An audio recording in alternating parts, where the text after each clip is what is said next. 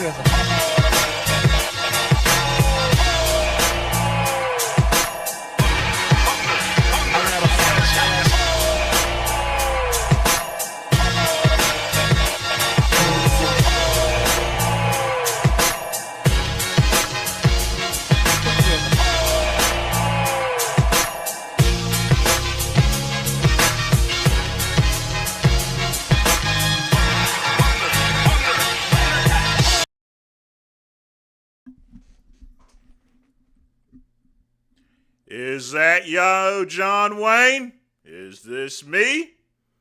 No, it's the great one, Vince Goodrum. And once again, it's another fine episode of the Midnight Run. The Goodrum is in the house, folks. Yes, indeed. Been a crazy week there, and I am tired. My cigars are going to be a little bit late. They're not going to be there till Tuesday. So I got my working cigar tonight. I mean, I got other ones in here, Cohibras and stuff. But generally, they generate so much smoke that I can't really do the show. So I have to have ones with low smoke grade. I don't need this place all puffy and everything. But, Ryan, they're out of Gurkhas. They're out of Mark Twain Novalis. So, and I'm out of money too, pretty much. I'll be shutting down portions of the website probably tomorrow. Not really shutting it down per se because my hosting is until 2027. But I'm cutting that Google advertising. That thing has been robbing the living shit out of me. And I've been using it for 20 years and I've made millions. I've had millions of dollars in revenue thanks to Google, but not anymore. Heck, I'm losing money. So we'll be pirating to places like eBay, eCrater, and a couple of other things. So yes, indeed, get your donations and or likes in. I hope you guys put up your videos tonight. I hope your girl's pussy is tight because we're going in. Yes, sir, like a villain. Now, we're going to start out with a little lesson in eating caviar. Someone asked me about caviar and how to eat it. I think this man's got the right idea here.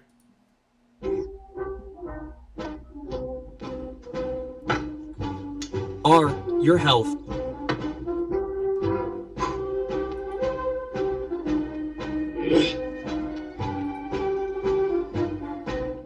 E. There you go, folks. Now, you'd be surprised, but caviar used to be a waste product. Did you know that? It used to be cheaper than ramen noodles. People didn't want the stuff. It's the same with lobsters and crabs. People used to think of that as trash food.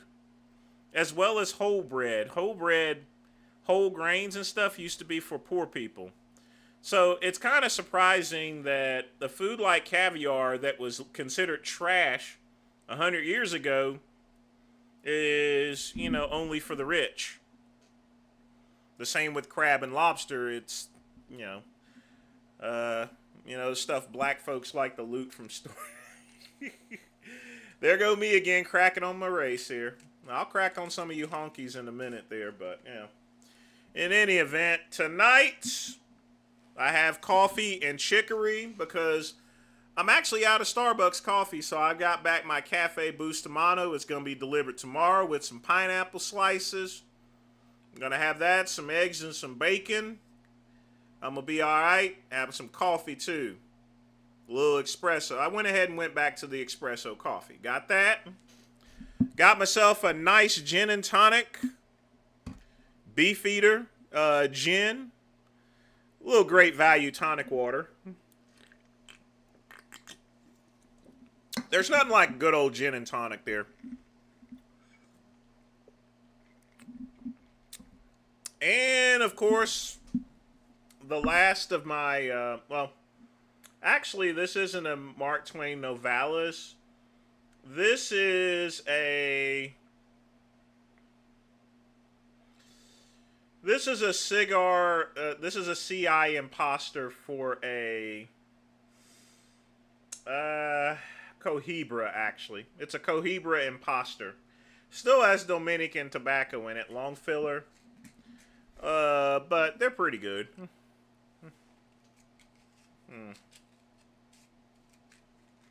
Well, let's get some music playing.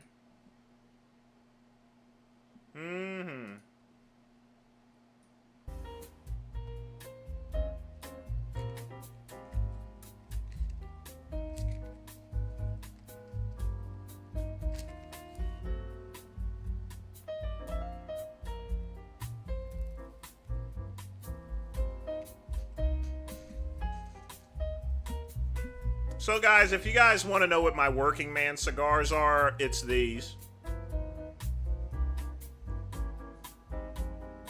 They're a little bit more expensive than my Mark Twain Novalis. I get 30 of them for $50 as opposed to 50 of them for $50. So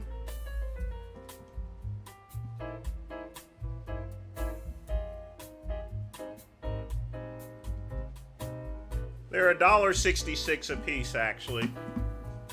So I smoke $1.66 in cigars a day, or $3, and that's pretty inexpensive.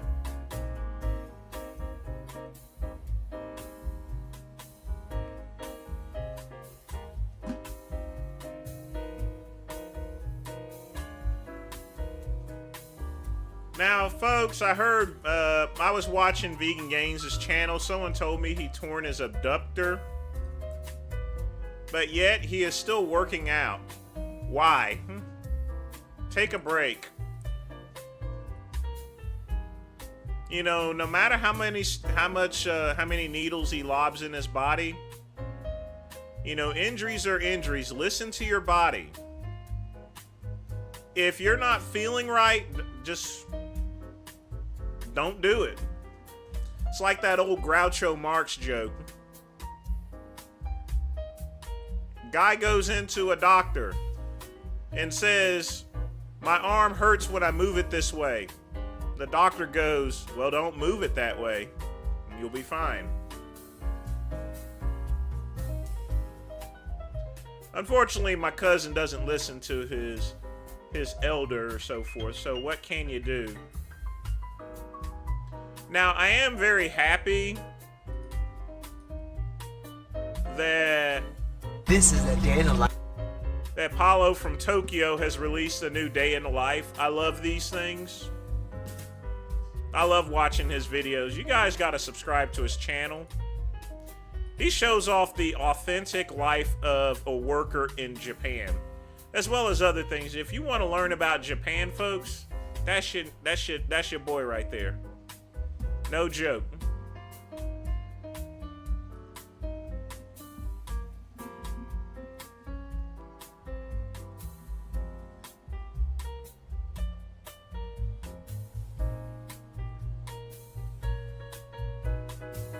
We have to understand that some of these lifters use the word torn very loosely. No, he probably did tear it, Eric. If he saw his muscle move, then yeah, that's a tear. He needs to stay off of it too. So, folks, I actually got a YouTube warning. A warning and a half. So what happened is I made a video, a 3-second video, like 6 years ago that said tough break N-word. That's all I said. And they gave me a warning or community strike for that. I appealed it and lost. Can you believe it? A black guy. So we're gonna have to watch the N-word. We'll just have to say spook or something. That way they can't tell. You know, I may actually end up moving to Rumble if this keeps up. I mean, for real, it's just getting ridiculous. I mean, I would still make videos on YouTube, but do all my live streams on Rumble.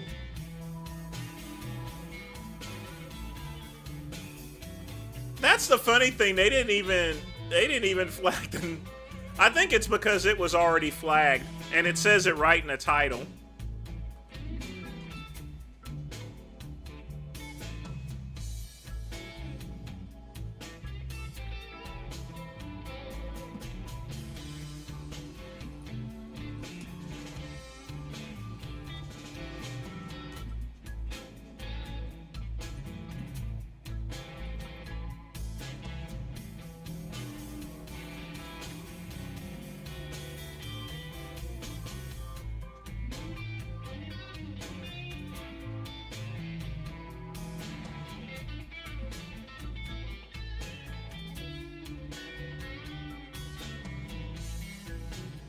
Yep.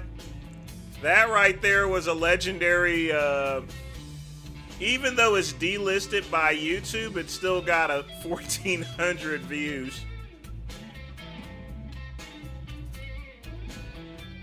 Probably the most based video out here, ever.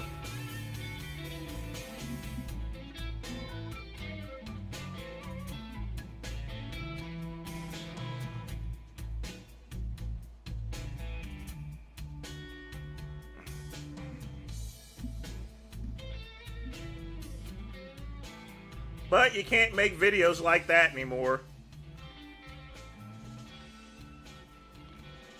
Can't really do anything.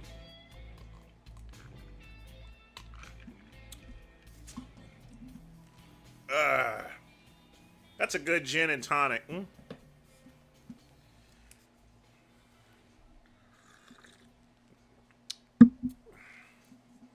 Gin and tonic is pretty good to have at a bar. It's simple, it's clean, it's crisp. You can do whatever you want. Let's see what videos. Oh, we got to play that Sam Sulik video.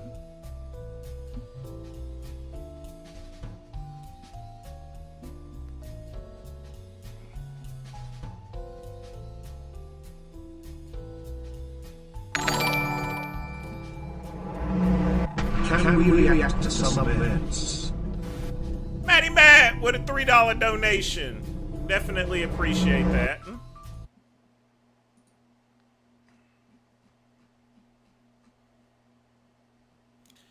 Oh boy.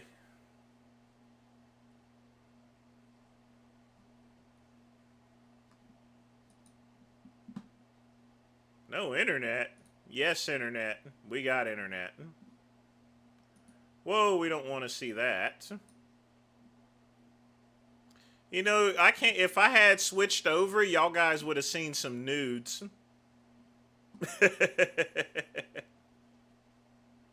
I almost showed some nude pictures up here. Yeah, I got to be very careful. Couple of tans, yeah, then I'd get another community strike.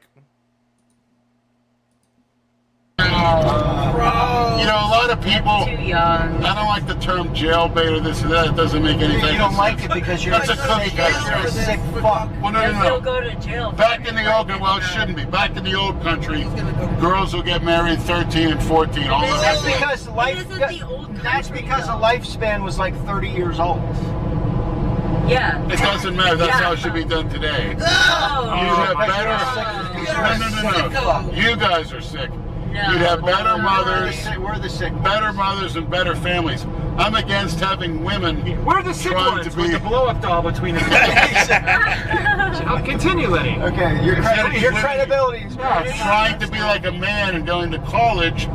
They should be doing home economics courses, mandatory for women. How to raise a family, how to take care of children, I don't even know where how to to start. cook and sanitize and clean. You know, how to hold a proper household because a woman is the backbone of the household. I'm so Well, glad. man, I'm yes. so God. glad you have not reproduced or won't. Oh my reproduce. god. It would be terrible. I'm not even gonna start because there's so many things I can say that I would just. So many feminist things you could say. No, I'm not a feminist. I'm not. Where am I wrong, Emma? Because I don't want a man to take care of me. Like, That's interesting. That's a first in human history. I That's the don't. right now. That's the first. Ever since the times of cavemen and cavewomen, that's No, what a because cavewoman I wanted. had a man someone to try take to care. do that, and I felt like I had no purpose and no use. It was just, okay, wake up and do what? He wanted to treat you like a queen, Emma, and you Yeah, turned no, that down. that's good. That's great. You know, you can take care of me, but like, I need to have my own life purpose. I need to work. I need to be busy. I need to be doing shit. Busy, not yes, just with not kids. clean. No, fuck With that. children, Emma. Fuck that. I wonder myself. I know if I'm gonna answer to God for it if things don't change. This isn't 1954. See, no, Well, Leonard's 1954. Leonard's of the opinion he comes from, you know, women are for making babies and little boys are for fun, right? You fucking freak. Yeah, this You're is like definitely you're like all the times. fucking towel heads over there. That's like what they did in like ancient Greek times. No, like you said, Yeah. 1954. And you could take a walk in Detroit anywhere in 1954. Now you can't. You ever see all those TV shows in the 50s like Fuck Leave wants It to to walk around Beaver? Detroit anyway. You know, how can you take him seriously with a blow-up doll in it? Leave Yeah, It to exactly. Beaver and all that. My Three Sons, the nice picket fences, the Little League games. It was nice, pure, clean fun. Yeah, where you Similar could to still, like I had as a kid in Oak women and it was Park, okay, Pennsylvania. and- I didn't know what Oh. sex was until I was 16 You years didn't know what old. sex was until your 16 your years. priest raped you in the fucking confession. 16 years old. Man, this is crazy. All that stuff's a myth, but they changed the law. In 1959 they changed it to 18. To me, when you're an 18-year-old woman, you're already downhill. What the What? As soon as a woman's developed, she's ready to roll. She's ready to roll and have kids. She doesn't know what the fuck she's doing. God this is crazy. Like, I didn't know what the fuck I was doing at 16. Disagrees with that. We know you're fucking. If Jason disagrees, that reaffirms my point. That's like saying that a boy who's 16 is a You're man crazy, at man. 16. He is. And no, he is He not. should be. Well, he I know was. some guys who are 28 I and believe you still do. boys. I believe you do. You know why? No. Because society allows it. Because she goes to those group fucking meetings. Yeah, but those No, whiners. there's You're lucky I mental right. midgets. No. You're lucky I don't go to those meetings. I go to those meetings and started spraying hell. I said, first of all, you're not getting any more. I hope Trump does it. Get away your SSI. Oh my god. Yes. You don't know what you're talking about. Yes, I do. No, you don't. You're stuck getting SSI, the taxpayer dollars. What meetings I are said, you listen, you talking asshole. about? You go and support yourself. What You want to get high, you commit a crime, your ass going to jail. I don't want to hear this rehab crap. Why? Okay. Fuck if Do they have that over in Saudi Arabia? No. Do they have drug problems? No. It's a strain on our Yeah, economy. they also cut your fingers off for stealing a piece of gum. The punishment's got to fit the crime, Leonard. capital punishment. It does, but hey.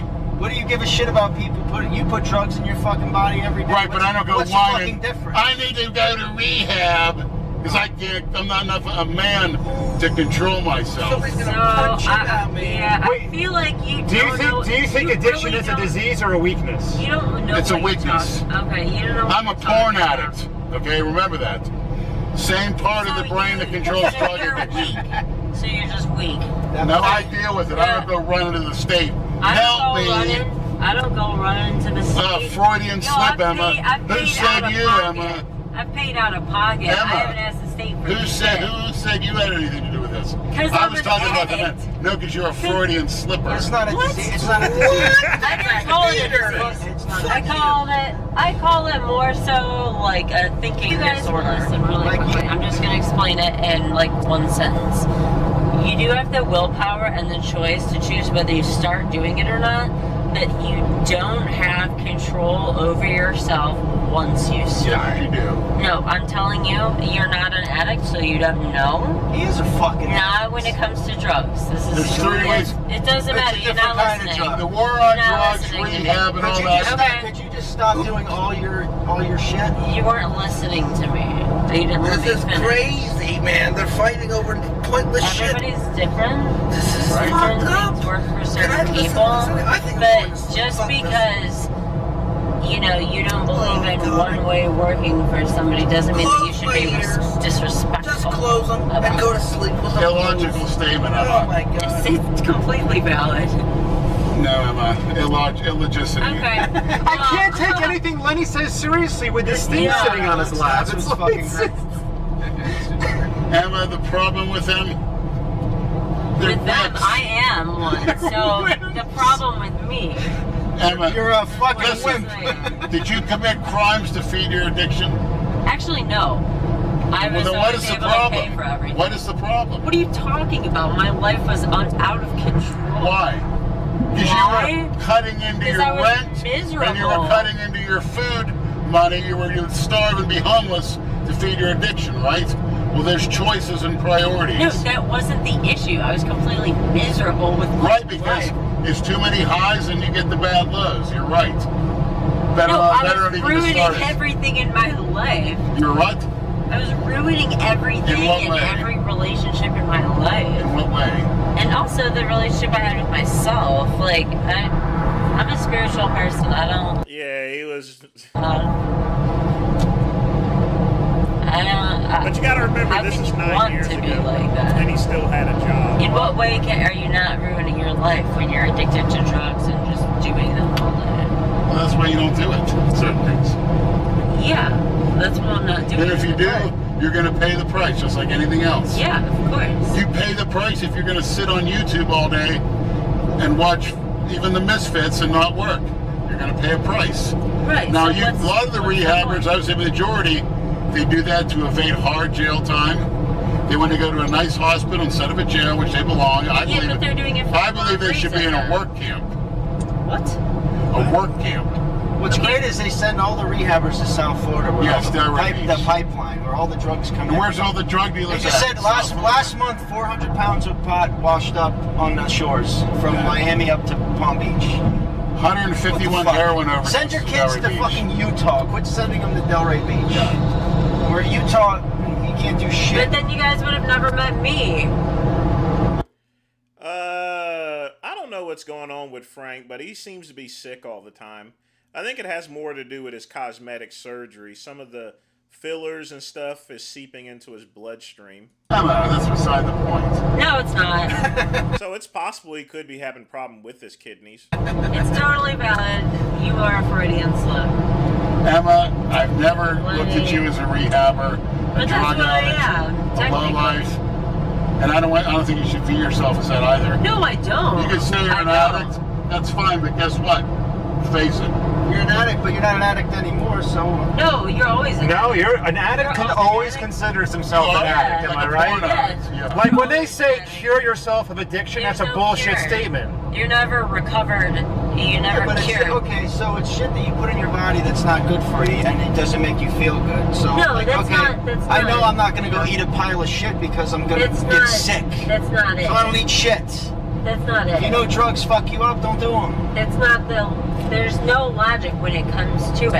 That all rational. You have to approach that thought- with a logical approach. You'll never Yeah, but we succeed. don't. There's no Well, you have rational. to. You have to approach every part of Yes, life. but addicts, we don't think rationally about it. There's no. There's a philosopher named Aristotle.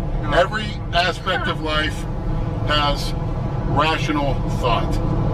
Otherwise, you wouldn't be able to perform surgeries, anything. Everything requires rational thought. So what are you saying, Brian? Because you're gay, you say you're born gay? You're born gay. So that's your I'm not excuse. gay, but I'm telling you. But you were born gay, though. I was not born gay. You I'm just not said gay. you were born gay. No, I did not fucking say that. You Who's just said born that. gay? Gay people are born that way. It's not a fucking choice. So why does that What make are you a gay? fucking? What are you talking about? You just said gay people are born gay. That's right. So how does that make you gay? I'm not fucking. This is an idiot! What a retard! You're an How are you born gay? You know, hearing Jason Genova call someone a retard is... Oh, well. I can't argue with an Oh idiot. my god. You're arguing. I was not born gay, but gay people are born motherfucking gay. How do you know? Talk to one of them. I am right now. They don't want to be. They don't want to be that way. I'm talking to one right You're now. talking to yourself. Delusional Oh, grandeur. shit. I'm not the one that likes cocks in my mouth like you. You That's sick not fuck. gay, Brad. That's a That's perversion. not fucking. What do you mean it's not That's fucking gay? perversion, That's Brad. fucking gay? I'm not gay, it's a perversion. I'm going to use that excuse. Oh my Gay. god. Okay, now it's perversion. Gay is Oh my an god. illogical word. There's no such thing as gay. There's What? perversion. Oh my god. I don't like that term. Because again, Emma, do you have anything on you I can smoke? Anything I strong? wish I that's a did. cookie cutter Jason? term. I have a I have Cuban. Do you have anything I can inject into I myself? should have brought a Cuban cigar. Numb myself I with should this, have brought Just like a Cuban Jason. cigar. so I can erase the memory of We this need to trip? bring Jason in this conversation. Oh yeah. Those are cookie cutter terms. That'll help. I'm gay, I'm a rehabber, I'm a porn addict, I have ADD or ADHD or NMDA, right, Jason? MDMA. Yes, let's ask the expert. Delusional grandeur. Or I'm an atheist, or I'm Oh a my Christian. God, this guy's so. Those are illogical terms. You can't even say you're a human being. Like people say everyone's born equal. No, they're not. There's not a fucking thing equal on this earth. Somebody's born with a half a brain or half a foot, Like you. or someone born 7 feet tall versus 4 feet tall. Everyone's born Somebody's equal. born 7 feet tall. Everyone's DNA is equal. That's the most illogical statement I've ever heard. Everyone has equal rights in the United States of America. What an illogical statement.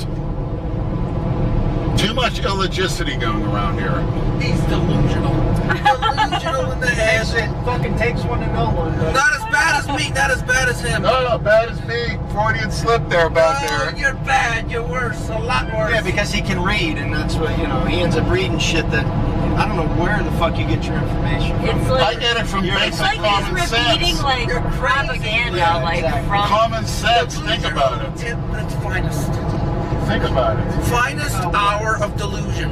Common sense. that? That's a disease, a disability, delusioning. Delusion, disability. We must We're not diagnose born this equal. We don't have equal rights. disorder. You can't tell By the a way, crack there's a baby. new disorder on the market right now. Lenny is diagnosed with delusional disorder. Grandeur. Route recalculation. Shut your ass, bitch. That's a sexy voice. Yeah, of course it is. Keep your dick in your pants. I can't believe you're right. He's gonna we get pulled over, we're all going to fucking jail. Just tell them, like you said, Brad, tell them we're born gay. We have no get out of it, right? Oh yeah, we'll get out of it because tell them we're born gay. Because you were born gay. That's your statement, Brad. Or we're born bisexual. Oh my god. In Jason's case. Who gives a fuck? We're all delusional. Delusional? Are you kidding me? You're gonna fuck a car? Freudian slip. Who said anything? He's talking to the woman's voice. He's You're gonna fuck a car? You can fuck an alligator. I'll fuck a car. We'll see who comes out on top. Put your dick in the gas tank. Right on top. My dick is soft as a feather right now. Because the blood is everywhere in all my muscles and my stomach. The blow-up doll's back there. There's only so much blood that goes around, and when it's concentrated in your muscles, lungs, and stomach, what are you gonna do for sex? It ain't happening. It sucks for you, buddy. It sucks for Jay Masters too. Yeah, it sure does. He's in the same boat as I am. I don't know about that. Jay's looking at porn right now. He likes to watch urethra stretching. Jay's got a 12-pack in. Whoa, whoa, whoa, whoa. What? He likes to watch what? He likes a certain genre of porn called urethra stretching. That's what we were talking about. Oh, is that the sandpaper wrapped around the cylinder? Yes. I mean, you should have seen his, I swear to God, it looked like a hot dog somebody split right open. Oh, She stuck that so far. You can look it up in a second. yeah, That's just I've what seen we it want to before. fucking do. My That's God. They actually have Looks like different a size split rods hot dog. that you can use. They have different size rods that This you is can disgusting, use bro. I for can't dilating the Oh, urethra. Jason, this is disgusting. I can't be exposed to this.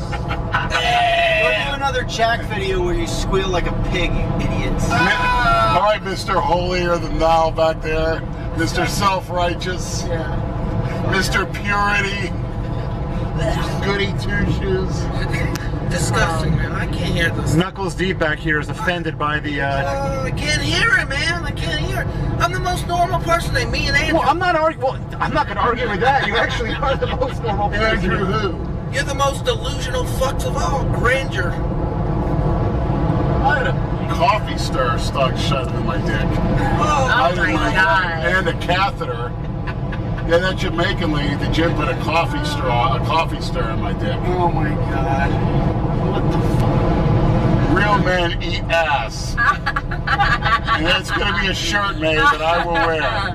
Real men eat ass. I know a few guys I could give that to. Like who? Name them. No, I'm not gonna name them. Name them. We No. name names on this. No, these Crazy. people aren't like known on our fan base. Known ass lickers is what they are. No, they are. They're just not known on our fan base. Put them on there. Anybody that No. anybody that I might know? He wants to go meet him so he can get his asshole One of lit. my ex-boyfriends, I'll put him on that. Oh, the cookie cutter with the tattoos. I know who it I've is. dated a lot of guys with tattoos. Ooh.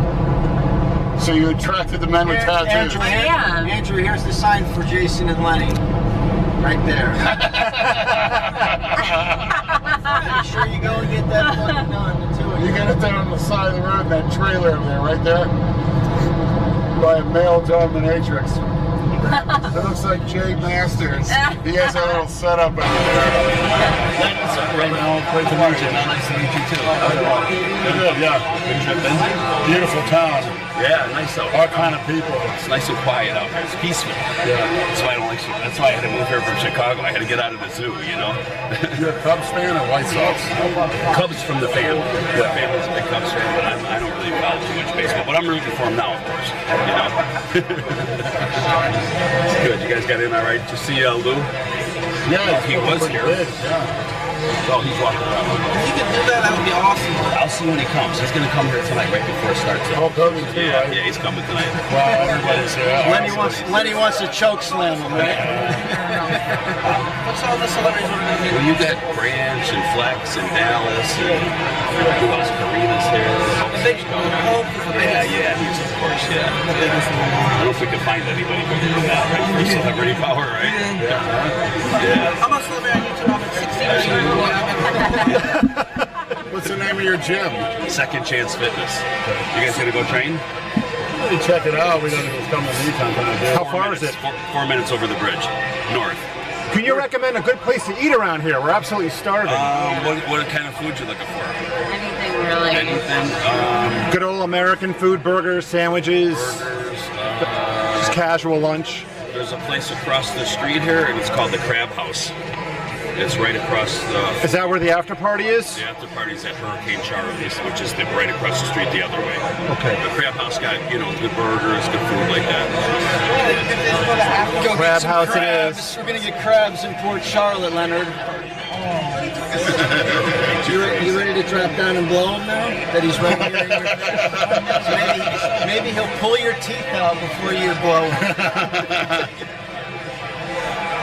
He might be into that. I'll say like this. Yeah, Jason, please don't order 66 anyone while you're here. No. Please, especially Mel. Don't order 66. Now, of course, we got to naturally watch the Hulk Hogan one, so... What the fuck did you guys drink at that show, man? I didn't take any one of those fucking samples. Look at you, you're fucking whacked out, man. Bob Marley's looking for... Your wife is looking for...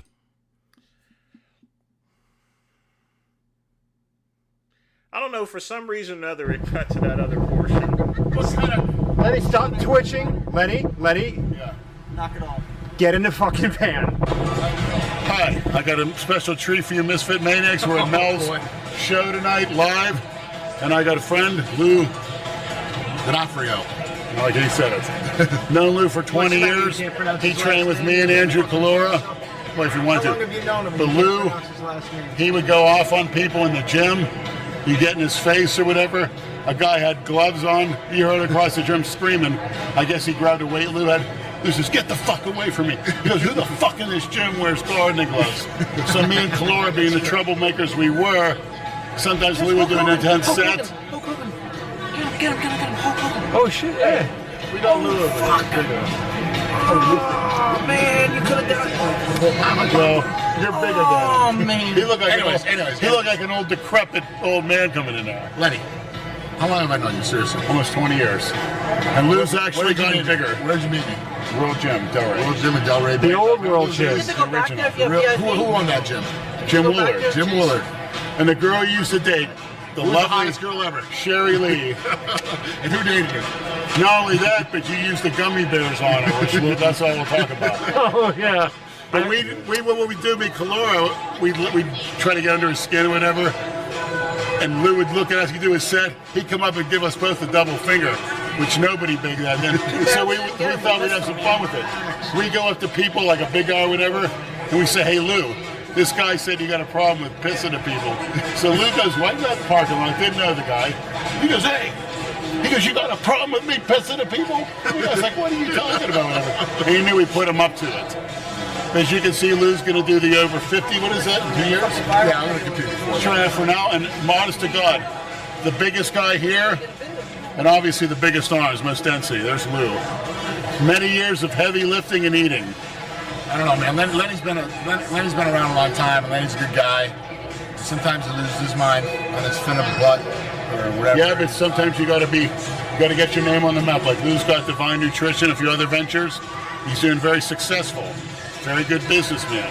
He's a Trump man, by the way. Trump made all his money on his own. So we'll see. Hopefully, everything will be all right. But Lenny got a girlfriend, by the way. Lenny got a girlfriend. He met a girl today here in Port Charlotte. She's going to be my wife. He's going to marry her. Natasha. And he's going to get rid of what's the other one's Mathis. name? What's the girl's name? Which one? What's her name? Well, Christina wasn't necessarily a girlfriend. Oh yeah. Christina is like a goddess, a spiritual goddess. He proposed to her after we ate lunch. Yes. Christina was never like that. She was. Forgot the comments here, so Yeah, people trash talking Lenny up there, so I would stay away from Finna Butte there, Ryan. I hope you're not taking that stuff anymore. Yeah, I remember when Male Taurus Peck at that bench contest. I don't think it was stupid. I think it was kind of entertaining there. We need to have more bench press contests at bodybuilding shows. I think it would be a lot more popular. Bring in more people. Still is the goddess and my inspiration, but for a wife, I've met her. Her name is Natasha Mathis. Lenny, just be happy she got. Exactly, and that's that's partially the reason why Lenny had that heart attack and died, because of that stuff. Your order right. Really? There's more to it than that. I know it when I see it. When you know it, you got to go with it. Jason, what was the first thing you said to me when you met me? You remember? I do. You said you had bigger calves than me. Yeah, I did. I don't know, you want to... Jason, where'd Hulk Hogan go? I want to get Hulk They Hogan. whisked him, he walked through here and they whisked him back there. Yeah. Just go back there. I'm not allowed. Dave, you're an internet celery. Yeah, fuck it. Let me go back there, man. I ain't scared of it. I'll get kicked out, man. So they'll just put you back out past the drapes if they don't want you back there. Maybe he'll be happy to see you. I think he knows about you. I have a VIP pass. Why can't I go back there? Go walk back there. Am I allowed to? Whatever you want. You're VIP. That's right. You're an internet celery. Yeah. I'm not allowed back there, man. I don't know if I'm allowed back there. He's fine. Looks like they got some pizzas back there set up. Who said you go back there? No. So go ask Mel if he can take you back. Is there a way we can sneak back there and get the door? Can you ask him, please? Look at you about to cry. Ma'am, can you ask me, please? Get this on tape. Come on, get it. Come on, do it.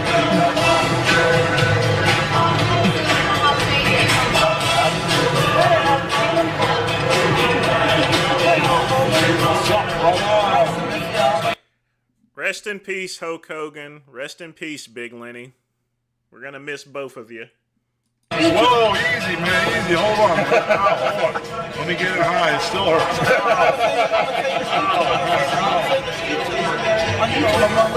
Yeah, I'm Jason Genova, YouTuber. Oh, make America piss at you.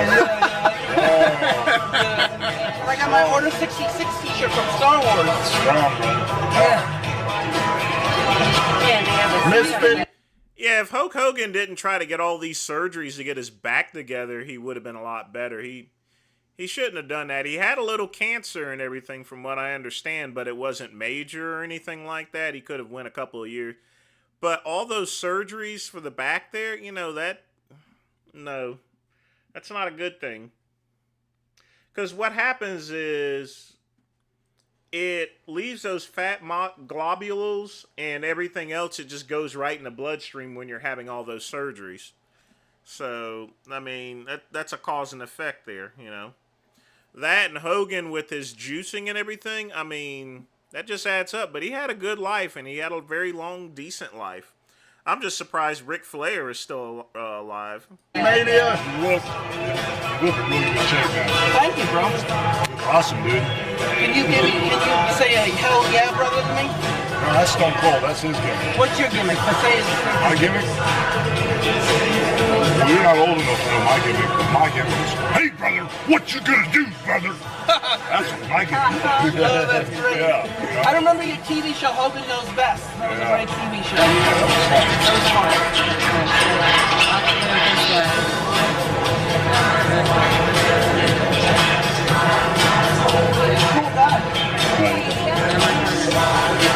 It's great. You got a picture of them?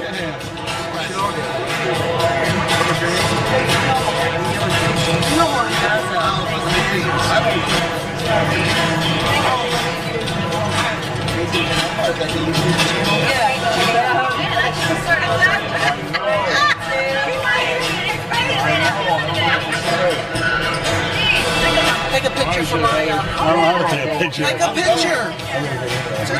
Hold on, brother. The rules are a breath and a sip of beer in between pictures.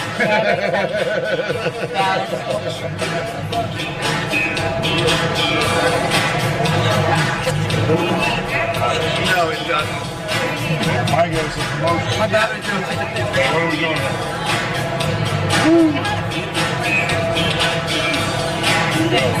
Hey, take a picture, please. Misfit Mania meets Hulkamania. Look at that handshake. Lifetime Hulkamaniac. Squares, trading, and vitamins. This is what you get, Big Lenny. Big money, I feel safe, brothers. Big money mania. Don't you touch a hair on my chinny chin because this is what you're gonna have right here. That's right, Dale. In case I let Dale. Oh, let's get Dale, brother. Hold on, brother. Uh-oh, we're gonna get Dale. Oh, yeah, some good classic stuff there, folks. Matt, definitely appreciate the donation there.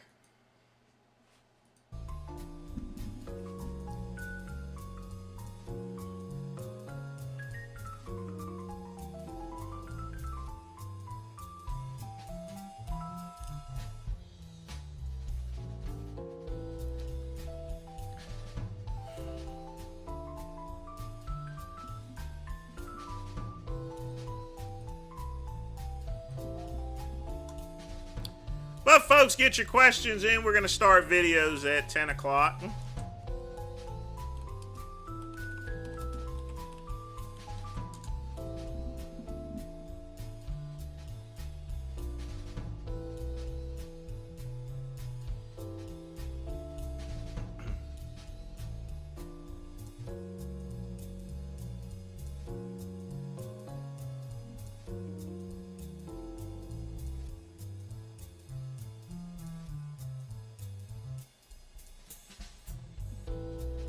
I never knew what happened to Emma. Obviously, she's been in jail before.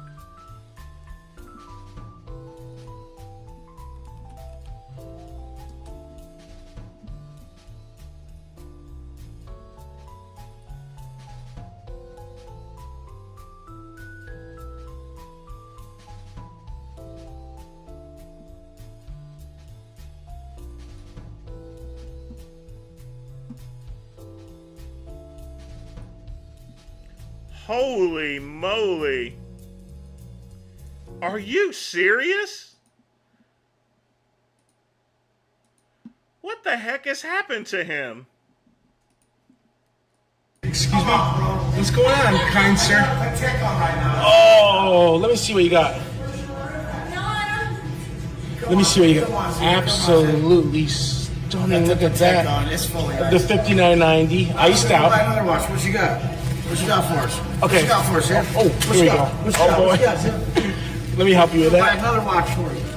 You're such a legend, man. How many times have I been on your show now? This is at least number 3, right? Number 3. Hit But me later. Meet listen- me later. She got a nice. I got a nice Bubba. She's got a nice that Sebastian Ola shit. You know, you guys always give. I mean, look how baggy his pants are at this point in time. He is losing a lot of weight. I don't know what he's doing. I don't know what's going on. The awesome, inspirational advice. What's your best advice for My people? best advice ever is release what you want to possess. Like release what you possess completely is what you release completely. And right now she was You saying, always nail it, by the way. You nail it. She was saying, you're gonna say I look like this, you're gonna say I look like this. I said, stop. Right. No negativity. I love that. We just don't even speak it. But I mean, I love your people. Your audience is awesome, Ziv, and I love it, bro. You're the man. Release what you want to. Release what you want to. This is for sale. Release what you want to possess. We always want to release what we want to possess. So you're going through a breakup, don't release hate to it. You know, release what you want to feel. If you release understanding, release love. People feel so bad because they're releasing something. Hold on. If someone wants to buy a house really badly, what do? They release that feeling?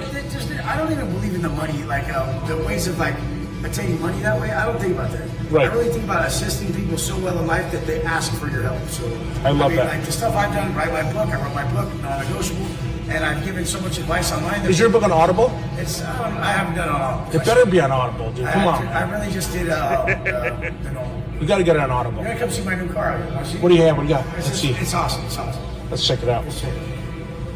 Oh, is that the new that Maybach? Yes. No way, dude. It's insane. Wow. Oh, you have a driver too now?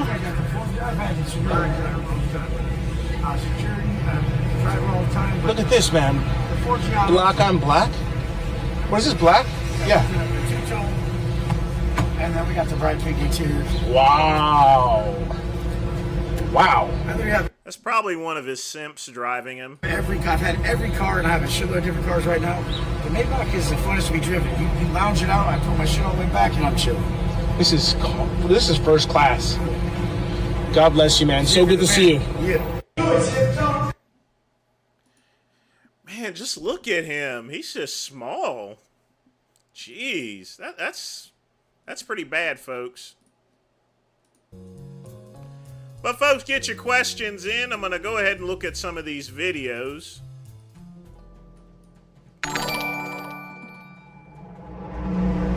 Catholics versus leftist cookie cutters.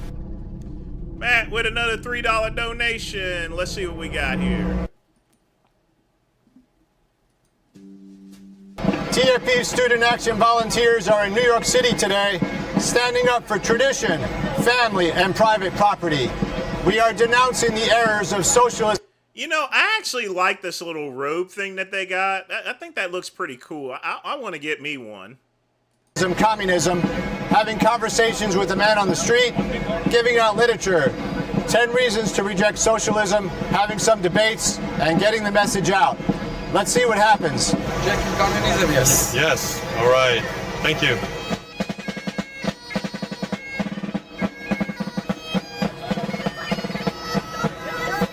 It's a socialist city. No, it isn't.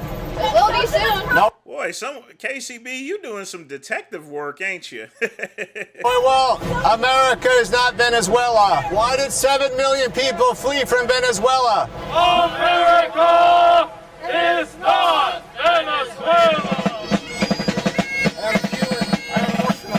I understand, because Cuba suffered so much under socialism. God bless you. So the man from Cuba came up and gave me a hug. He said, I'm getting emotional. I can't. It's hard for me to speak. I love this message. Cuba's standard of living, they have one of the better medical systems in the world. No, they don't. Yeah, they do. No. When Fidel Castro was sick, he flew to Spain for medical treatment. He didn't stay in Cuba. He's exactly right. Despite the word of, and stuff, Castro flew to Spain because he knew he couldn't get the proper care in Cuba the way things were, the way things are still. And it's gotten a lot worse. America! Stop socialism! You condemn communism? I don't know, to be honest. I mean, I don't really like China. I don't like. Jesus was a socialist. No, he wasn't. It's a lie. I think he probably was. Yeah. In fact, Jesus was a communist. No, he wasn't. I mean, he was. Two commandments of the law of God. Thou shalt not steal. Thou shalt not covet thy neighbor's goods. That's anti-socialist.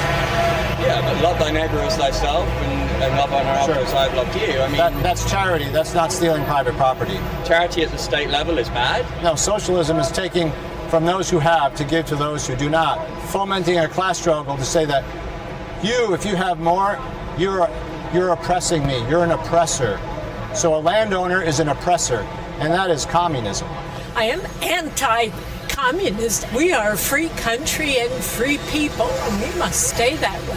Our kids are being indoctrinated. They're not being taught history. They're being taught an agenda and not knowing the truth about how many millions of people were killed by communists in Russia, the Ukraine, China, Cuba, all those places, and they don't read about it. So we need a fight to keep America free, one nation under God. That's right. God bless America, and God bless you. Well, New Yorkers are very concerned with socialism right now, and the reception for the campaign was better than we expected. A lot of people wanted the flyer, especially people who have firsthand experience with socialism, communism. Very successful.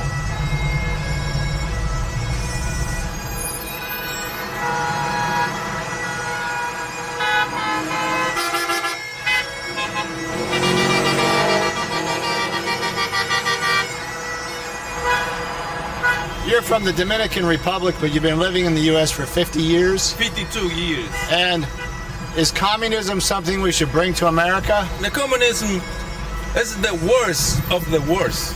Because look at what happened with Russia. Look at what happened with China. Look at what happened with Cuba. Look at what happened with Venezuela right now. It's the fifth nation in the world with oils.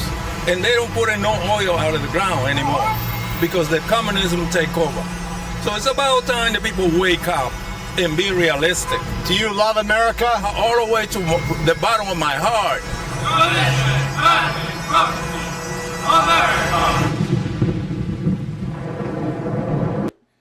Thanks again for the donation. You know what I forgot? I forgot to get my water cup given to me by my good friend Pugman. Y'all be sure to thank Pugman. I left it in the living room, a place that doesn't have my weights or anything. So I'll be right back.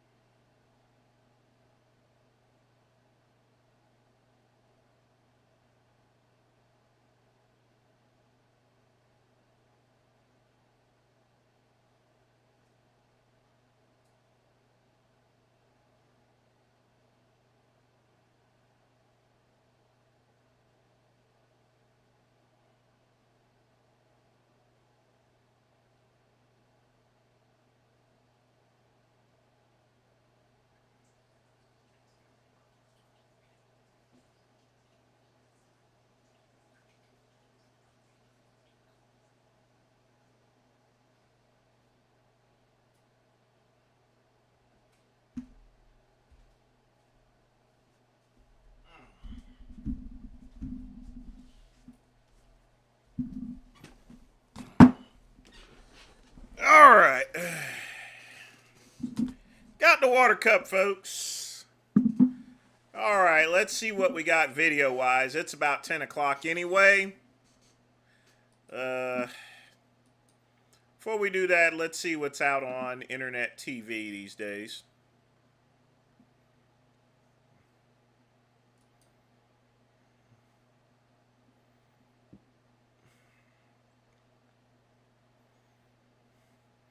Got the Oyster Former up. I can't wait to watch that tonight. Y'all gotta subscribe to Paulo from Tokyo.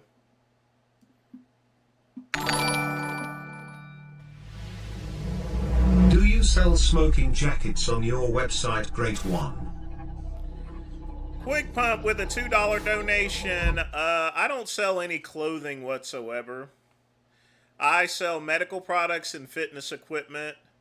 I still have the only non-site that has to deal with anything else is this Cyber Games website, which I have no clue what I'm going to do with. I'm going to be honest with you. I have no idea what I'm going to do with this website. I mean, it still brings in money and everything, but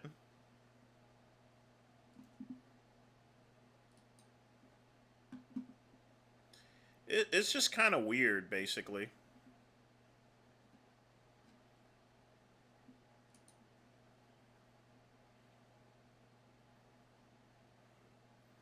I don't know what this game does, but we'll see.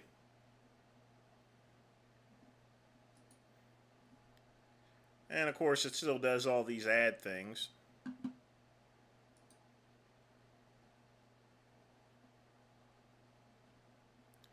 Oh, that sucks. Oh well. Screw it.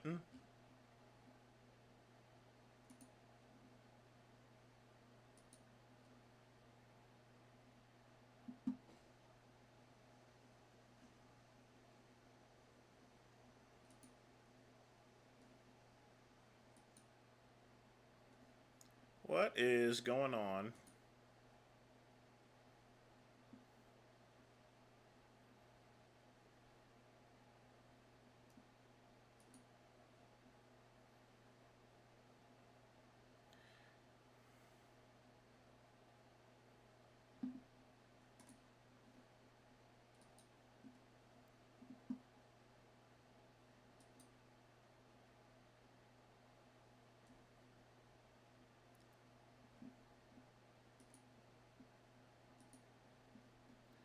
Why does it keep doing that for?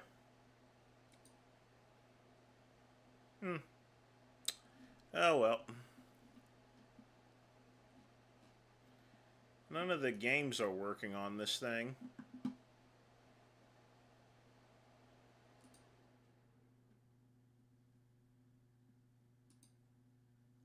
I have no clue why.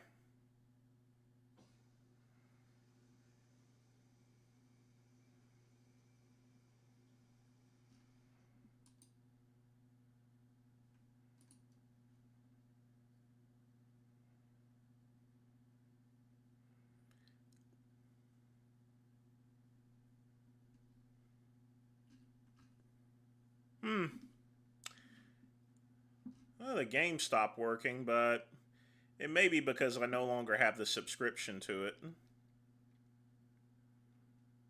Oh well.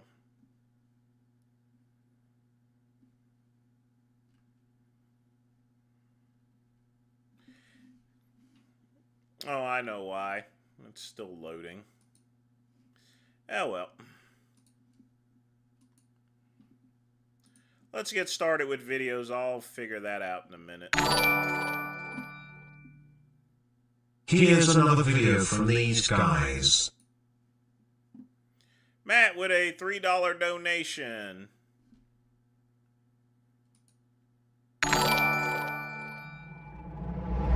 Here's another video from these guys. There we go.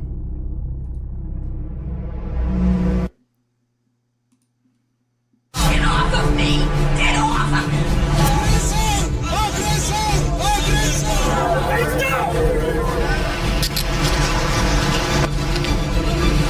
When TFP volunteers defend moral values on public sidewalks, those who disagree often turn aggressive, even violent.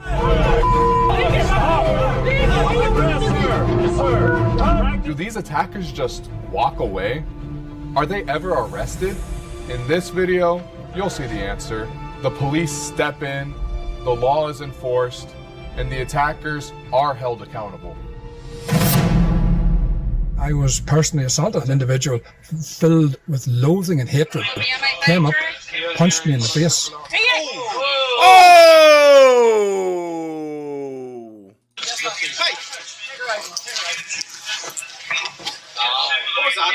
What was that? Folks, never let your emotions overcome your common sense. Absolutely ridiculous. Terrible. Oh, don't worry, Matt. We got plenty of time. You're free to put up whatever you want because I only got 7 videos to play, so we got plenty of time, Matt. Carry on. I wanted my Monday to go, but... Dude, they don't like it when you spit on them. I wonder why. I'm an opinionated guy. I'm pro-choice. Take a good long look, buddy. Both sides of the argument. Is this tolerance? Yeah, it is. Really? It's fine to disagree with someone, but spitting on them, I mean, that's not cool.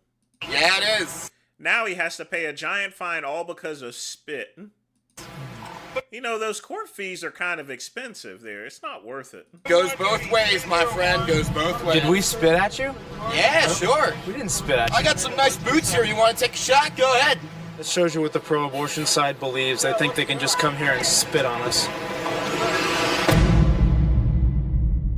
Young TFP member Stanislav Sadowski, who was leading a rosary in front of the historic Holy Cross Basilica in Warsaw, was attacked by a man who pulled his microphone away and damaged his loudspeaker.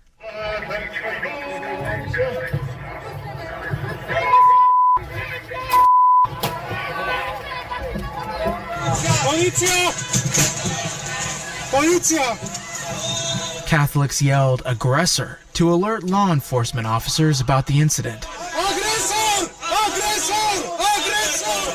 The pro-abortion attacker attempted to flee, but police officers quickly moved in. I'm against abortion, but for killing babies, actually.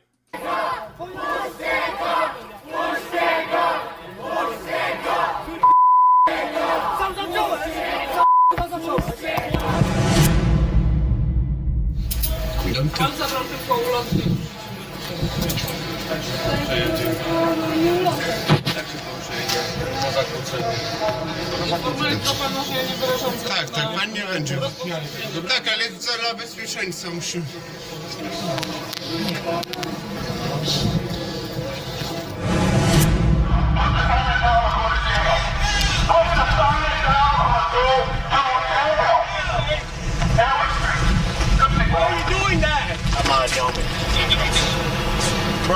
This man just stole our sign. I'm sorry, who's Dibs? I don't know who Dibs is.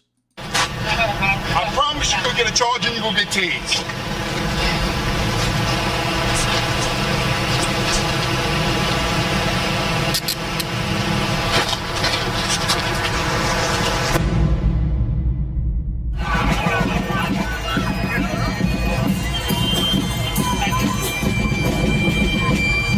Now, when you get hauled out like that, that's, you must have done something real bad.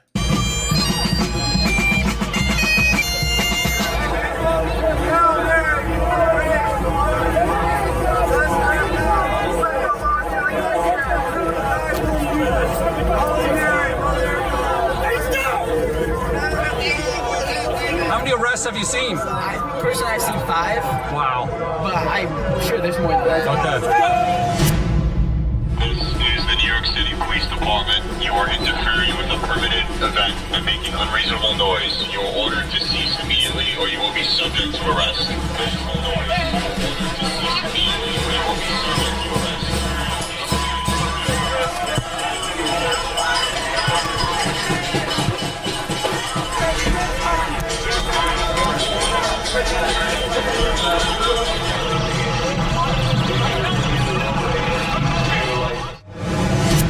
Survive the abortion! Smile! You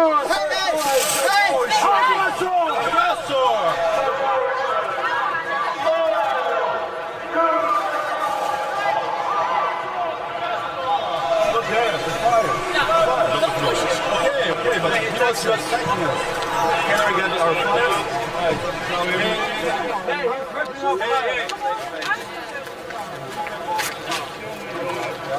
Kun je deze man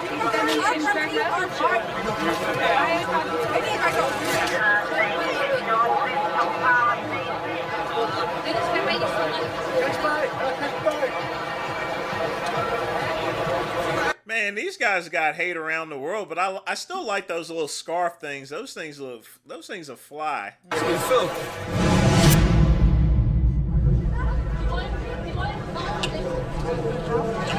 Oh! Oh, get him! Schnell! Schade. Police! Here, you're going to stay here until the police arrives.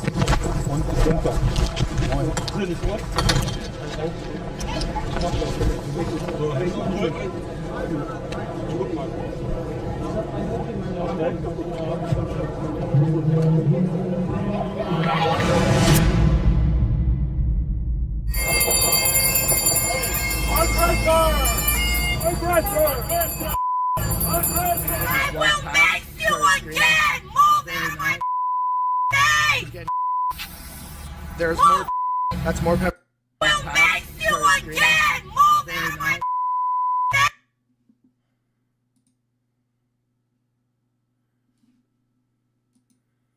That is one ugly motherfucker. Oh, Dubs, Piggy. No, I haven't said him because he's a nobody. But I did like the fact that he was talking about all muscle and everything, you know.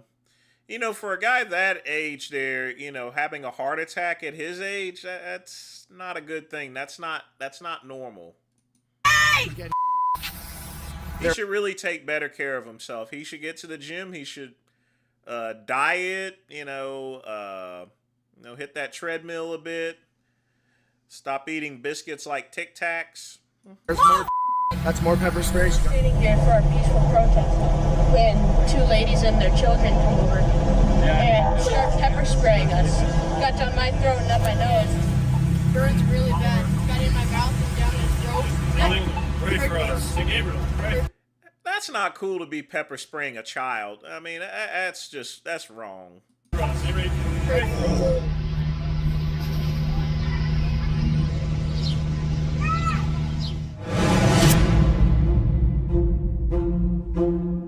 Hail Mary, full of grace. Why in the world would you go and protest a drag show? That's not. Nah, you shouldn't be doing that. Here's the thing, folks. Here's my opinion about drag queen story time hour. It's at a public library, you know. That means the public's free. If their parents want to bring them to a public library at a children's be read stories by drag queens, that's their business, you know. As long as they're dressed properly, not having their tits or anything else out showing or anything like that, that's cool with the great one. Now, if they come in there scantily dressed or anything, you know, that's an obscenity. The great one does not like obscenity. If you're going to do that, you do that at a bar or club after hours where you know that there ain't going to be no children's. Anyway. The Lord is with thee. Blessed art thou amongst women. The sacrilege occurred on February 23rd as Catholics were peacefully praying the rosary on the public sidewalk to oppose a transgender drag queen story hour for children held inside the bookstore Indy Reads Books in Indianapolis, Indiana. It wasn't long before pro-homosexual activists showed up with rainbow flags to heckle and blaspheme. Police officers kindly asked them not to interfere, but it didn't work. Blessed art thou amongst women, and blessed is the fruit of thy womb, Jesus. Holy Mother of God, pray for us sinners now and at the hour of our death. Police! Police! Police! Arrest her! Mary, full of grace. Suddenly, without any warning, a pro-transgender woman attacked the statue of Our Lady of Fatima and tried to carry it away. When one of the pro-family Catholics intervened, Oh, that's Cat. Oh, yeah. Now, never mind. She threw the statue on the ground. The statue was severely damaged, and the crown of the Virgin Mary was also broken by the desecration. Fortunately, the attacker was arrested while she screamed, insisting that she didn't know what a statue was. I have 3 men around me. Get off of me. You are hurting me. My hands hurt. I don't know what a statue is. Of course your hands are gonna hurt. You're in handcuffs. They're supposed to hurt. Don't know what a statue is. Excuse me, you just hit me, you just hit me, you just hit me, you just need me in the get off of me, get off of me, get off of me. Get off of me. Clearly, those who... Folks, handcuffs are supposed to hurt. Okay? They're supposed to hurt.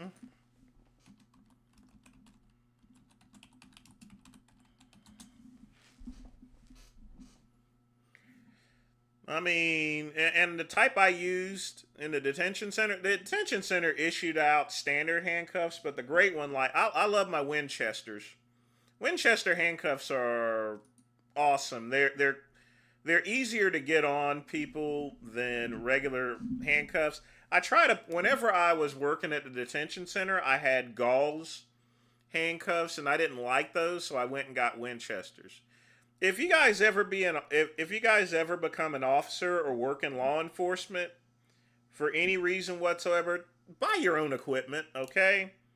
They're going to give you standard issue equipment, which is doable, but you want to be comfortable with your job. That's why I had different shoes, an Under Armour shirt and everything like that, and I had Kevlar gloves and stuff, Kevlar gloves are good when checking people because if they got sharp objects, they can't poke you or anything, So, I mean, and police departments don't issue out Kevlar gloves.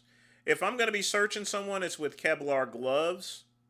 And then I have a separate set of gloves for just regular work there. If I'm out there working, like if I was, let's say I worked for ICE or something, or was doing sheriff work, I would have regular gloves on for that purpose. But if I'm going to be searching someone, if all possible, I'm going to have Kevlar gloves on.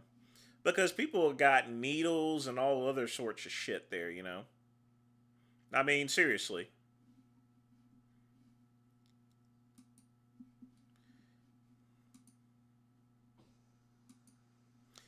But some people let their emotions overcome their common sense, and now they, you know, it's not really so much as getting arrested. It's the fact that you got to go and now pay these fines and stuff. And court fees, they'll tag the living S out of you, you know. I mean, they really will. You're weak. You need to be careful how you go threatening people. I don't think you could really hold your own in a fight, first of all. You're all show and no go. You're all show and no go. I'm pretty sure I could rip you in half. You're all show and no go. But I've seen you train. You're weak. You don't train for speed. You don't train for power. You don't train anything for... You know, I always hate these tough guys and everything. They go and wear these Gladstone shirts, and they wear these Don't Tread on Me, and they grow a beard and stuff, and they call themselves alpha. Look at me, I'm a homosexual. You know, I mean, I pound another man's cheeks with my soul pole while sipping Hennessy, you know, and stuff. And I'm way more alpha because I got true alpha credentials, you know. And this guy Blaha doesn't. That's what I hate most, folks. People who try to pretend and try to act like they're alphas, and they're really not. They've never done any real dangerous work. They've never done any life-threatening work whatsoever. They've never played professional sports, college football. You know, they've never been a logger. They've never worked on power. They've never done dangerous jobs or anything. If you do a very dangerous job, you got alpha credentials. Instead, you see people, accountants and customer service workers and stuff like that. And Blaha, he's just, you know, he just lifts weights. Lifting weights is not alpha, folks. It just isn't. You're just exercising. Full range of motion. You don't lift any heavy weight. Nothing's explosive. You know what you're doing in the gym doesn't transfer over to a street fight, right? Or a MMA fight or anything else. You're actually really, really weak. I can rep out 500 pounds on a deadlift with no belt, no straps, all day long, just in work boots. You're weak. You need to be careful how you go threatening people. He was going to make...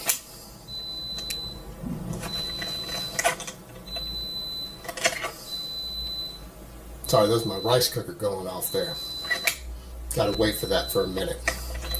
I totally forgot to turn it off.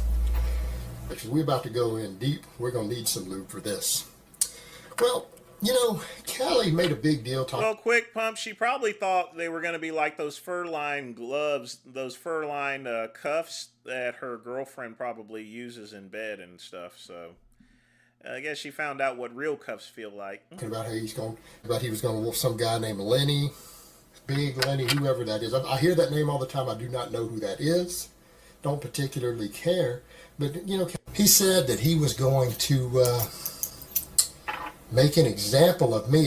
He's going to make an example of me. Made it clear that it was me. That he was going to F me over and hurt me. You've seen all the videos of me running people off with an AR from my home. Have you seen me keeping people's driver licenses at AR-15 point? Haven't you seen those videos? They're out there. All these brothers showing up at my house. Bomb squad had to close my street off. You made a lot of sexual comments too in some of this stuff. Now I feel like you want to sexually violate me. Well, state of Texas says that I can use deadly force if I'm in fear of sexual violation. Also says in fear of bodily harm or death, but you threatened me. I can use any force necessary to prevent it. My best friend, we shoot together and we work out together sometimes. I've trained him to power lift. I got him on his SWAT team. He's a SWAT team member. And is on a SWAT team. I've got at least 5 HPD bros. My homies are all cops. And you physically threatened me on the internet. Just letting you know, as a warning. Ain't no damn warning. Ain't no warning at all. I hate these fake alphas. I really do. I don't go around and claim alpha unless, if someone asks me if I have alpha credentials, I don't have to tell people. People can go to my LinkedIn profile and see that I have alpha credentials. They'll see that Greenville County Detention Center detention officer. They'll see the security bouncing, me being a bouncer. That's alpha credentials, folks. I did that job for 9 years, folks. 9 years doing security work, doing bouncing work. Was a detention officer, corrections officer. Those are real alpha credentials, you know. Not only that, I grew up in the 275D review. I grew up in the hood, you know, the hood. So, yeah, living in the hood isn't alpha credentials, but it is still very dangerous. So let that be known, folks.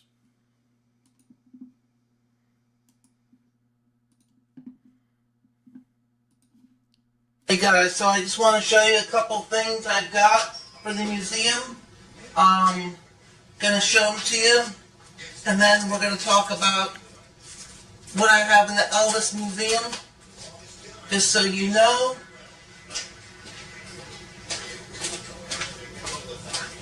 In terms of the Elvis Museum, I have a 9.5 gem graded card. Corners are 9.5. Edges are 9.5. Centers are 9.5. Corners are actually 9. Surface is 10. This is a 2007 Elvis Presley Charter Top Card, Elvis 74. I read this, remember about this. I have a piece of Elvis Presley, the King of Hair. Real, genuine hair.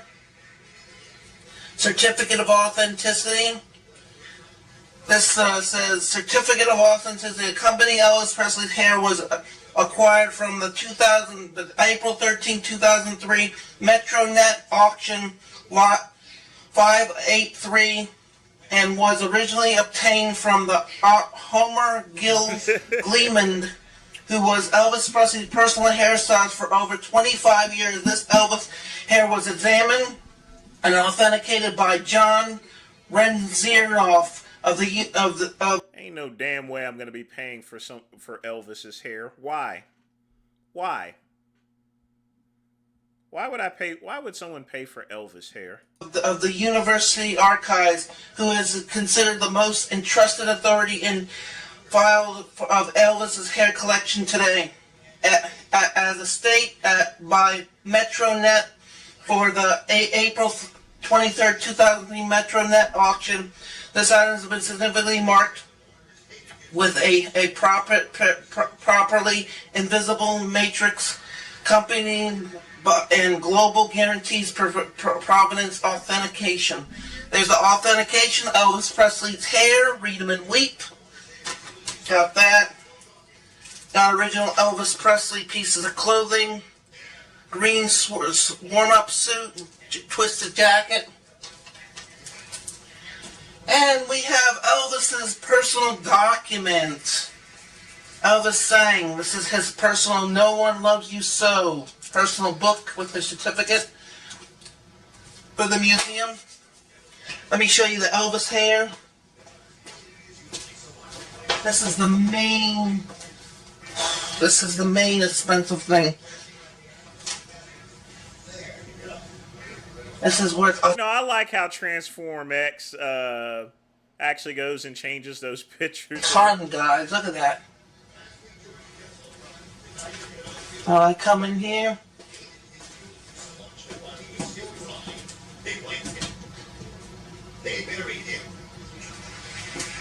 So today we're gonna start by eating our food. We're gonna show what vitamins we're gonna take.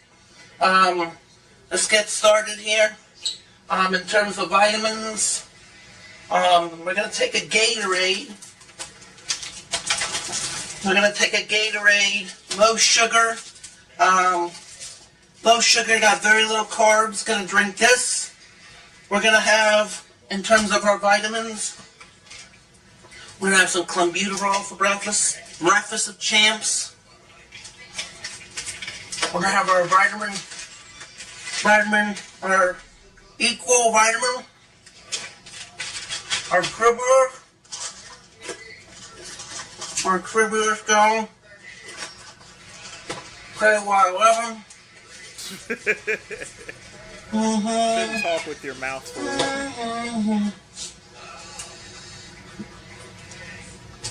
We're doing good. We're gonna have our vitamin B12 for energy.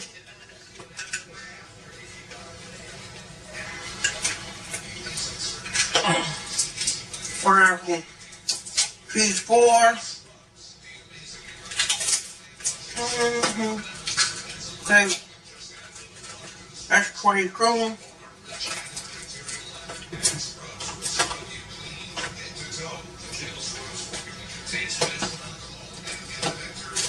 Whatever, MK1, we have a MK677.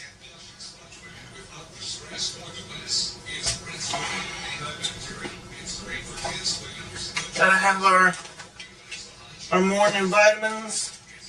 I have our T3. Getting back into shape for a little bit. Getting back into shape. Oh yeah. I'm gonna show our museum after.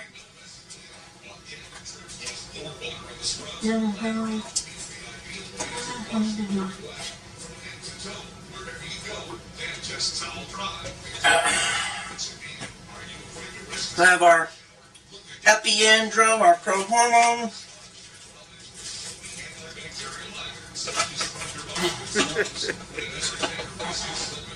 Our freckle support.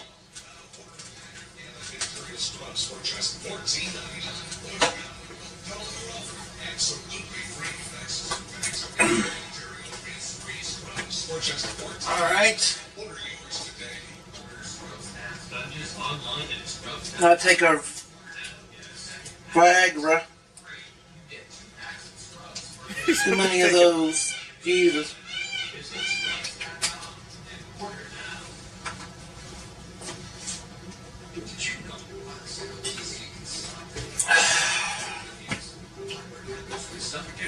Well, my house is kind of a wreck too there, but I've been working all week on stuff, so...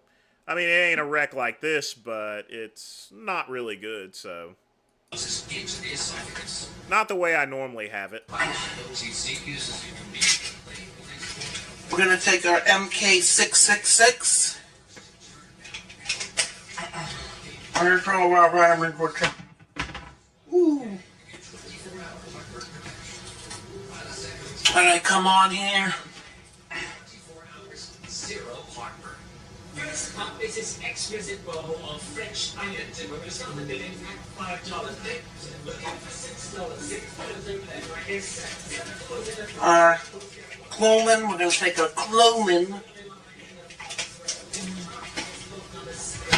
First down. We're going to do a workout today. We're going to show you what we're going to do. We'll be back. So you can taste these tasty meals at flexpro.com. Type in the sickening discount, sickening SithLord22. Type in SithLord22 at flexpro.com. Got this healthy compound chicken lo mein. It's got 55 grams of protein, 55 grams of carbs, 15 grams, only 535 calories. Ingredients: sliced chicken breast, lo mein, sauce, squash, zucchini, carrots, green beans, onions, and peppers. Allergen contains gluten. It's gluten, man. Running this for about, nuking this for about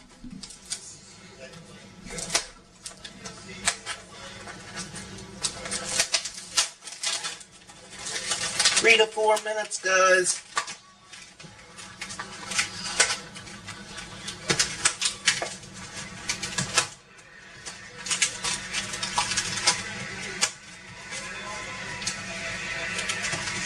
I'm going to be mixing this for about 3 to 4 minutes. I'll say about 5 in the microwave. And we'll be back. Alright guys, so in terms of taste, we're going to taste test this. Tell you what I think of it.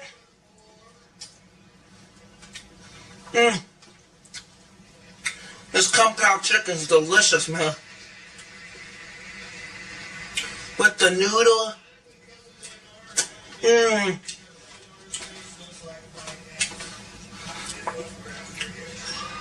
Nothing like a good meal, man, this morning. Get your day. Go. Check out your food at, check out your food. Flexpro.com and type in your sickening discount Sith Lord 22 and get your food. So in terms of today, what am I gonna do today? I'm gonna go to see Adam to get some pre-workouts. Today I'm relaxing in my house, doing some relaxing. Today, doing nothing much because of the stuff going on. You know, this stuff going on in this world of making life a lot harder. So today's a real good day. Hope you subscribe and comment. Hope you like the video. Hit the notification button. Subscribe. Check out my video. Today's a good day. Hope you enjoy that food. Check out the food. FlexPro. Flexpro.com. Type in the sickening Sith Lord 22 discount. Alright, peace out. Bye.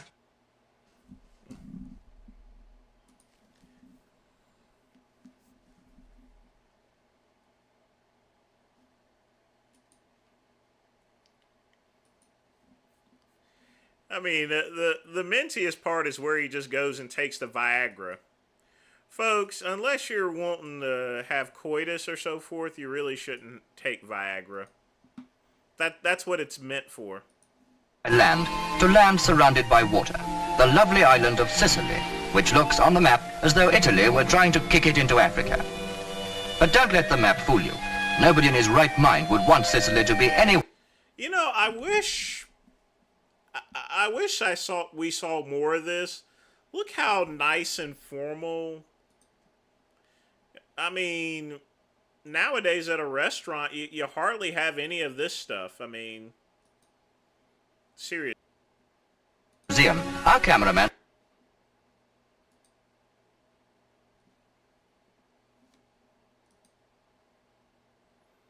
I'll buy that for $1. Makes you wonder where all those people are now. I mean, most of them are probably dead. I mean, either that or in their 80s or 90s. But people used to just dress a whole lot better than they do now. Nowadays, it's fast fashion and stuff. I mean, and that's just not me. That's never going to be me.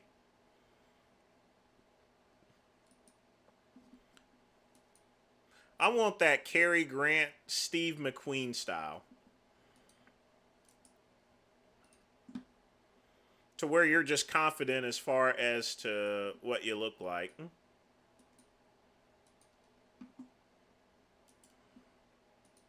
But people just don't believe in that type of stuff these days. What's your favorite video game? You ever picked cotton before? Why is this getting racial? What's racial about picking cotton? It's derogatory towards African Americans. How is that? Because of what those people went through for hundreds of years.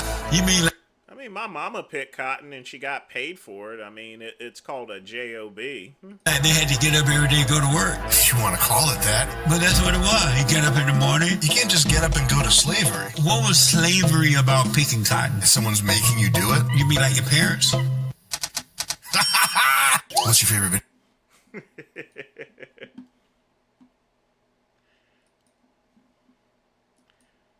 I mean, it's the context of things, and I'm going to be honest with you. The vast majority of slaves back in the 1800s didn't pick cotton. Most of them were servants. They would pick other things like tobacco, beans. They would roll stuff. there was only a real small percentage of blacks. I mean, it's just that picking cotton is something that identifies slavery with, you know, basically. Most people weren't picking cotton, you know, just to let you know. A lot of people were picking cotton. My ancestors was picking cotton. My mama picked cotton. And even as a kid, I crushed cotton too, you know. I've told you guys a story whenever I was living down in Seaboard, North Carolina, down in Roanoke Rapids. Well, Mr. Taylor went and paid me and my cousin Brandon, and all we had to do was crush cotton. They just put 2 boards on a bale, on a one of those baling things of cotton, and we just jump up and down on it for a couple hours. We got $5 an hour, folks. Now, $5 an hour in 1986, that's good money for a child, you know. I kid you not. I'm just keeping it real and telling to you like it. That's good money. I don't care what anyone says. You can do a lot. You can do a lot with about $60. You know. You can do a lot. That's good money, folks. $5 isn't much today, but you know, it's good money.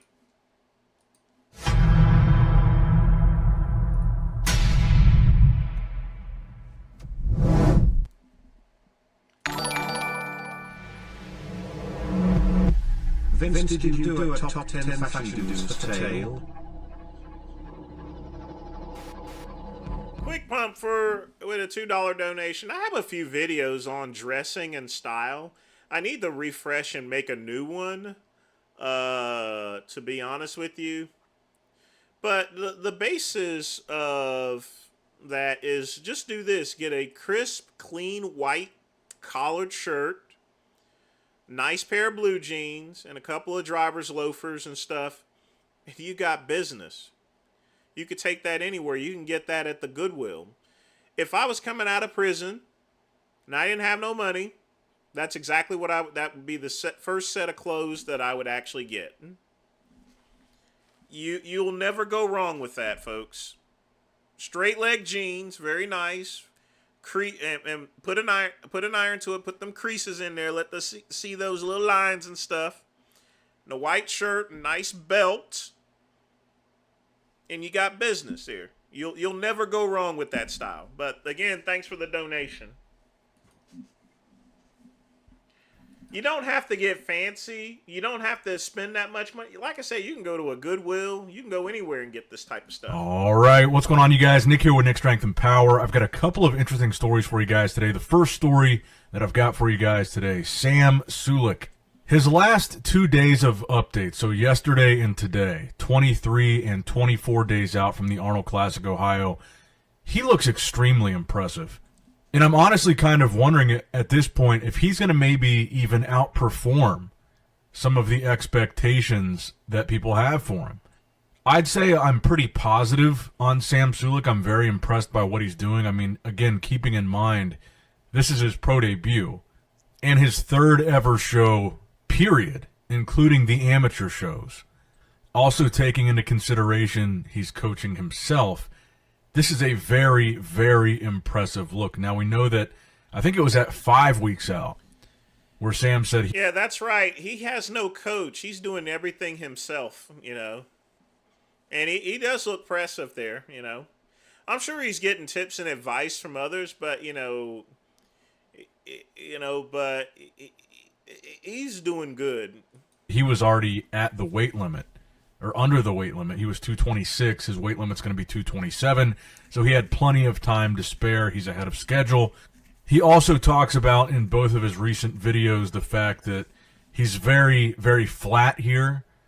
And what I thought was impressive is he said he aims to be or expects to be 10 to 15 pounds heavier than where he's at right now. And assuming he's still kind of right on that weight limit line, 226, 227, even if you say between 226 and 230, let's just say he weighs in at 227, eats a lot of food, carbs up, 15 pounds added on top of that is over 240 pounds on stage. 242 to be exact. That is a big, muscular, classic physique guy. And it looks like Sam is going to be in shape. I mean, the update from yesterday is what I was going to talk about today. Then we saw the other update that he posted today.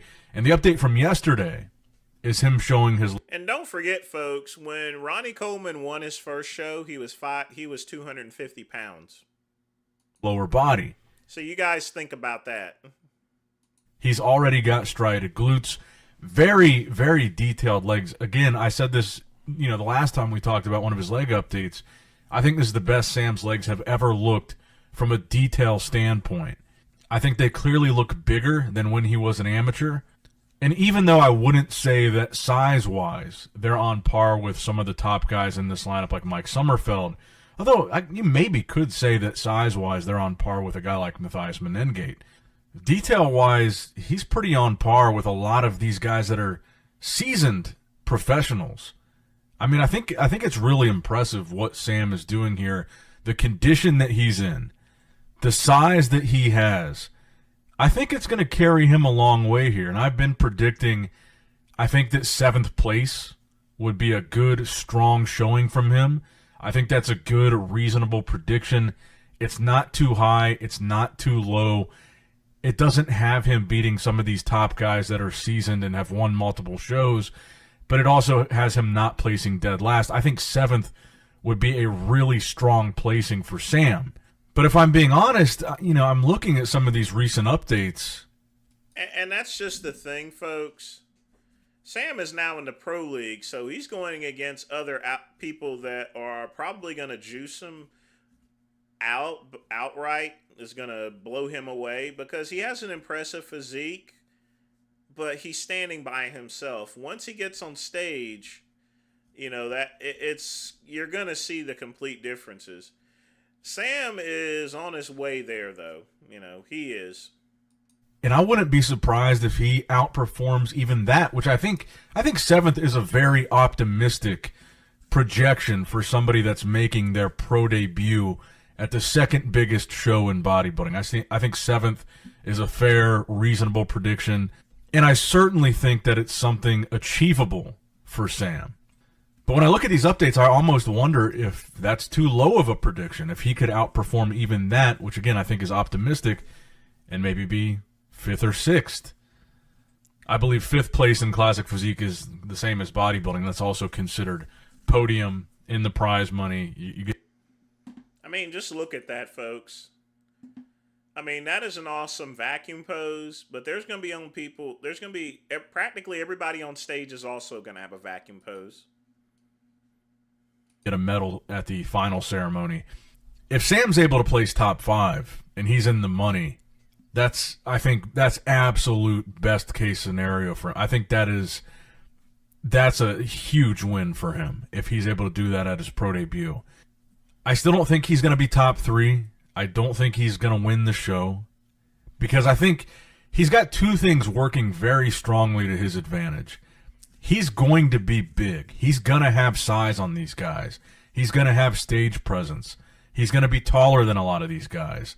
He's going to be heavier than a lot of these guys. And from what we've seen in terms of his condition, he's going to be big and in a really, really competitive condition.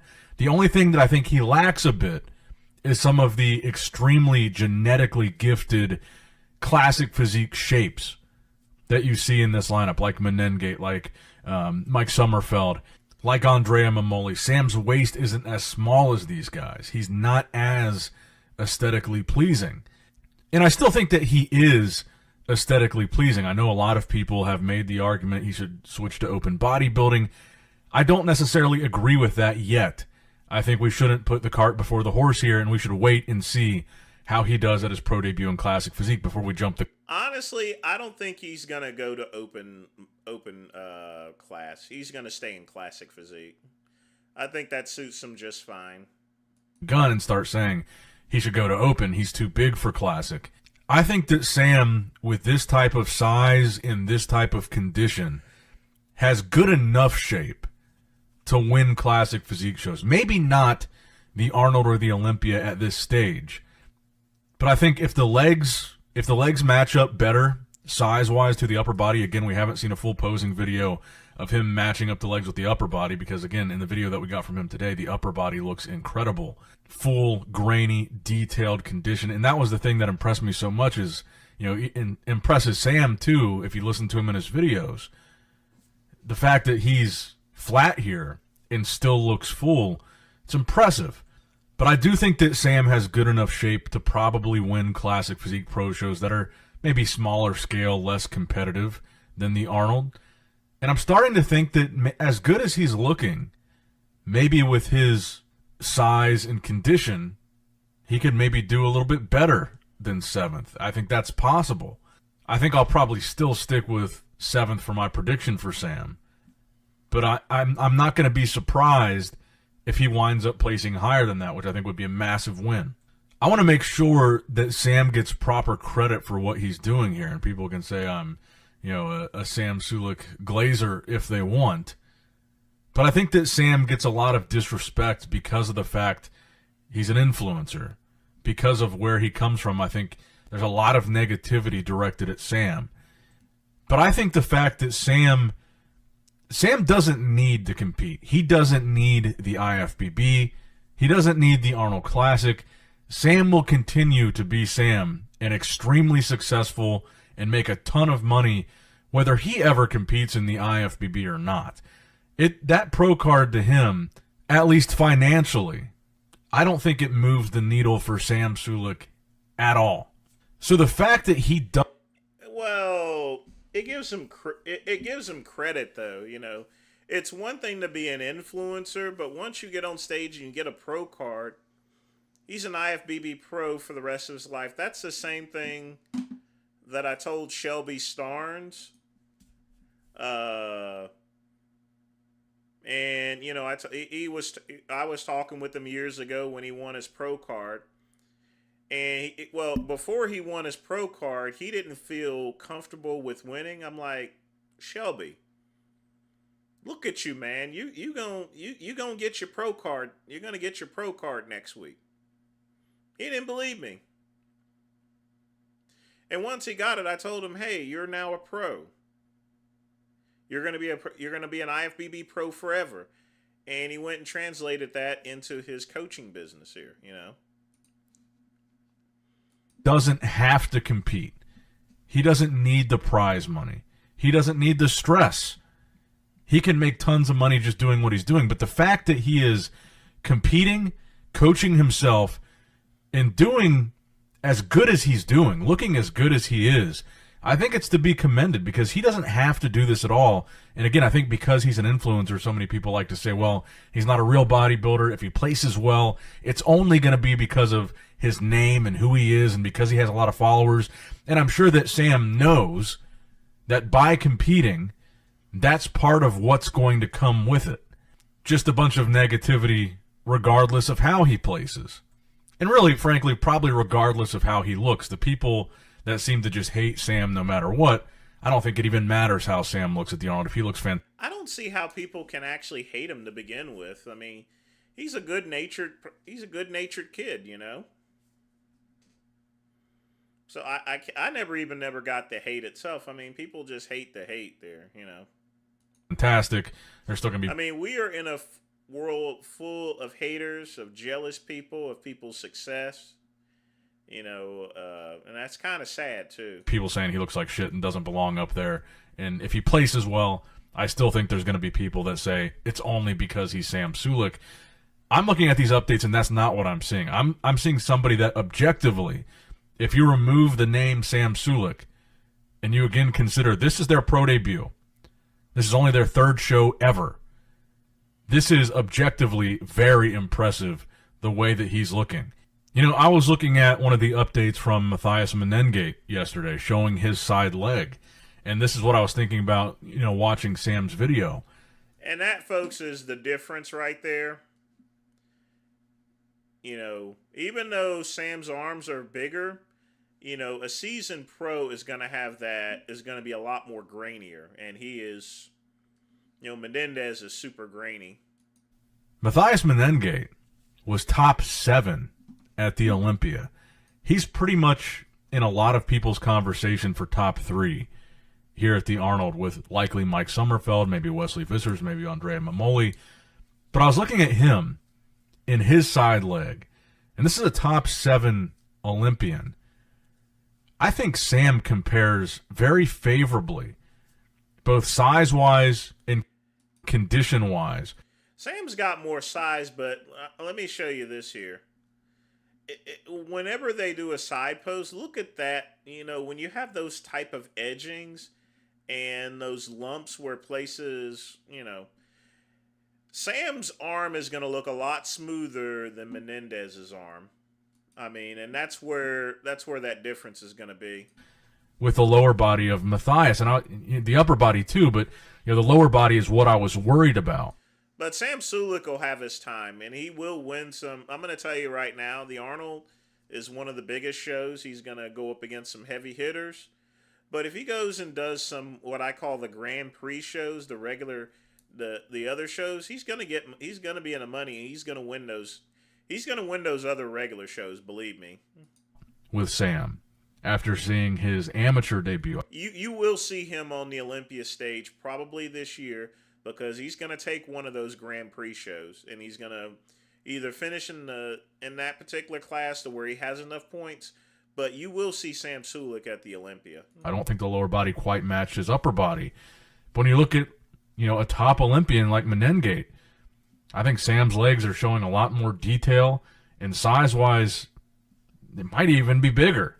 And I want to just keep reiterating, this is an Olympian. And granted, this is just one pose that we're looking at here, but we're looking at a lot of Sam's side leg in this video. But this is a top 7 Olympian. This is a lot of people's favorite for top 3. I think Sam, in the side chest with his lower body and his upper body, I think compares really well with this shot on a top 7 Olympian. Now, I do think it's probably going to be shots like the front lat spread, front double bicep, those type of poses, and those aren't even all mandatory poses in classic physique, but it's going to be shots like that where you can really see Matthias Menengate's incredibly classic waist and his incredible taper. That's one of the things that I think he really has over Sam, but in side shots and back shots, I think he looks really comparable. And again, with Menengate, if you look at this update of him hitting the back double from, this was a couple weeks ago, I guess it was February 3rd, I think Sam's back double compares very favorably to Matthias Menengate. So again, this is a top 3 probably guy. This is a top 7 Olympian. This guy's behind schedule a little bit. I've seen him on stage and he looks pretty good, but he's behind schedule actually. And I absolutely hate it when people tattoo like this, because the problem with having these tattoos is that you have to use a much darker posing oil. In order to, you gotta spend more time covering it up, and with covering it up, it's gonna show less and less detail. I think Sam compares bad with him at all, and this is the cream of the crop in this lineup here. That's why I'm saying I wouldn't be surprised if you see Sam maybe even a little higher than 7th. Because again, I do think that Menengate is likely to be top 3 with, I think, likely Wesley and Mike. And then another example would be Kim Angel. I was looking at Kim Angel's updates yesterday as well. I think he's going to be a guy that's likely, top 4 material here. He won 3 pro shows last year in 2025. I would say at this point, he's probably the most conditioned guy that we're seeing updates from in classic physique ahead of Sam Sulek. But, I think he is clearly the most conditioned guy. Ton of And this is where that difference is at there. Sam Sulek is good, but this is what it takes in order to win a pro show. Look at I'm sure you can't really see it through the screen, but look at the level of graininess in it.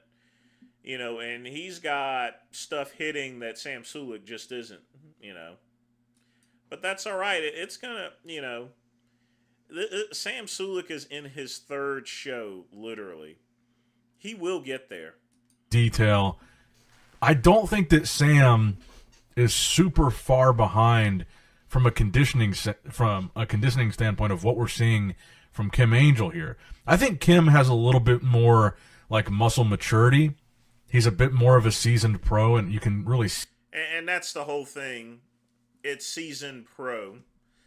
Yeah, when Sam Sulek gets on stage, when it comes to this year, he's going to look pretty smooth. But that's all right. It's going to be his time. He's going to do very well at the Arnold.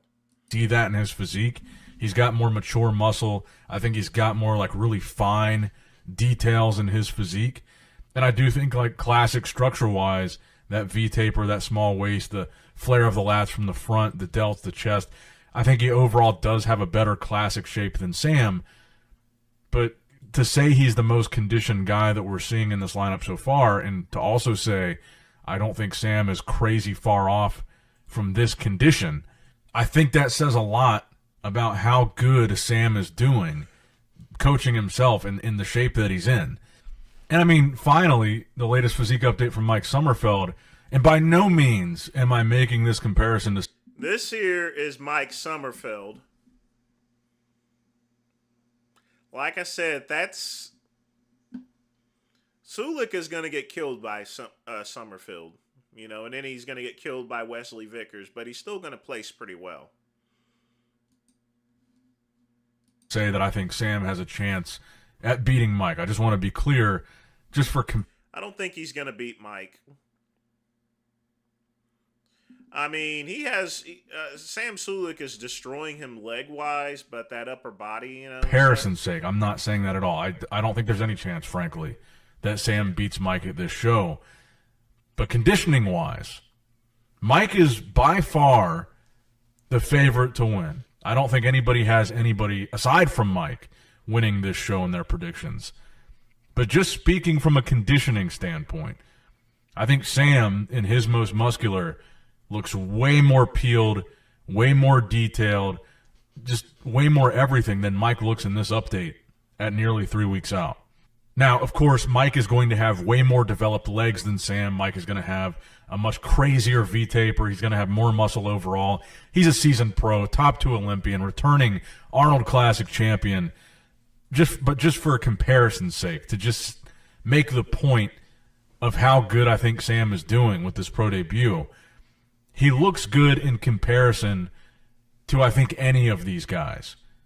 And again, I'm sure I'll be accused of being a Sam Sulek glazer after this video, but I do think that Sam adds tremendous value to this line. Now, I'm going to show you this here. Because let's be honest, I don't think it's the deepest lineup. I think that's objectively safe to say. You're missing a lot of top Olympians here. You see, and this is the thing. This is what Sam Sulek looked like before. I mean, and now you noticed all the changes. He's put on a lot more muscle, so you see the difference. You only have really one very clear front runner, being Mike Sommerfeld. And more likely than not, this is Mike's show to win or lose, and he's probably going to win. You don't have any of Mike's rivals here, really. You don't have Ramon Dino. You don't have Logan Franklin from last year's Arnold Classic. You don't have Rough Diesel. Of course, you don't have Chris Bumstead. You have Wesley Vissers, but when Mike won the Arnold Classic, Wesley Vissers was 5th. So it's not like he was really a rival to Mike there either. So aside from Mike being a top 2 Olympian in this lineup and a returning defending Arnold champion, I don't think there's a lot of storyline with this classic physique lineup. I don't know if anybody really believes that Mike is going to be beaten here. So I think the Sam Sulek storyline is probably the most interesting storyline in this classic physique lineup, because you've got seasoned classic guys, even though there's not a lot of top Olympians. You've got show winners, good classic guys, but you could probably argue a lot of them would be considered like middle of the road classic pros, as in like not top 10 Olympians. So the clear story that sticks out to me is, well, what if Sam Sulek does really well here? What if Sam is top 5? What if he's first call out? What if he places in the money? I think, honestly, if Sam is in that first call out, in that top 5, and you see him being compared with, even if he's not going to beat them, Mike Sommerfeld, Wesley Vissers, Menengate, to see him in a call out with them at his pro debut, his 3rd show ever, let's not kid ourselves. That would probably be the biggest story of the weekend in classic physique, maybe even eclipsing Mike Sommerfeld winning. I mean, imagine Sam is like 4th or 5th, which would be insane. I still think Sam in 7th seems like a very reasonable prediction. But I think if Sam does that type of damage in an Arnold Classic lineup, it's going to be the story of the weekend, at least as it pertains to Classic Physique. In my opinion, that's a little bit more exciting than Mike winning, because I do think that Sam is going to prove a lot of people wrong if he places well here. And I think what you rarely see with influencers is influencers that are already famous, rich, and successful, and then decide they want to start competing after that. You've seen people like Chris Bumstead develop a big following over the course of their career, but very rarely do you have someone like Sam that comes in and wants to compete, and I think really has the potential to make a splash. Like, Larry Wheels, for example, we've seen him compete. He built up his following, rich and famous, before competing. I don't think Larry Wheels has the potential to go as far as I think Sam does. And I'm really trying to think of other examples of guys that earned pro cards and started competing after they were already famous. Like, typically you just don't need it. A lot of guys build up their fame from competing, but Sam just doesn't need that. So it's rare what we're seeing, because I think he will be very competitive here. I think he will do well, and I think he does have potential as an IFBB pro. I think he has show-winning potential. Right now, I don't think it's Olympia or Arnold Classic show-winning potential, but I think he can win a Classic show. I think he will probably qualify for the Classic Physique Olympia, and that's big for a guy in his rookie year. But let me know what you guys think in the comments down below. Sam Sulek, how's he looking, and what do you think he's going to do at the Arnold Classic in terms of his placing? Do you agree or disagree? So just take my 7th as your reference point. Do you think 7th is a good prediction? Do you think he'll be higher? Do you think he'll be lower than what I'm predicting? Let me know what you guys think in the comments down below. That's going to wrap it up for the video today, guys. I hope you did, in fact, enjoy it. Make sure you like the video, subscribe to the channel, click that bell notification icon if you have not already. And as always, I love you guys. Appreciate you guys. Nick Strength and Power signing out. I think that's a pretty good analysis. I think 7th is a good position, considering the level of competition he's going to have. Because Sam, even with the shape he has right now, he's going to look a little smooth on stage compared to people like Wesley and Summerfield. No, I don't think he'll place 4th.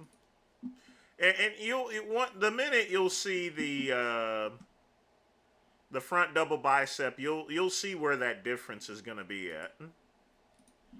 But that's not a knock on wood. Sam Sulek is making a lot of money. He's an IFBB pro. And really, folks, that's all that matters.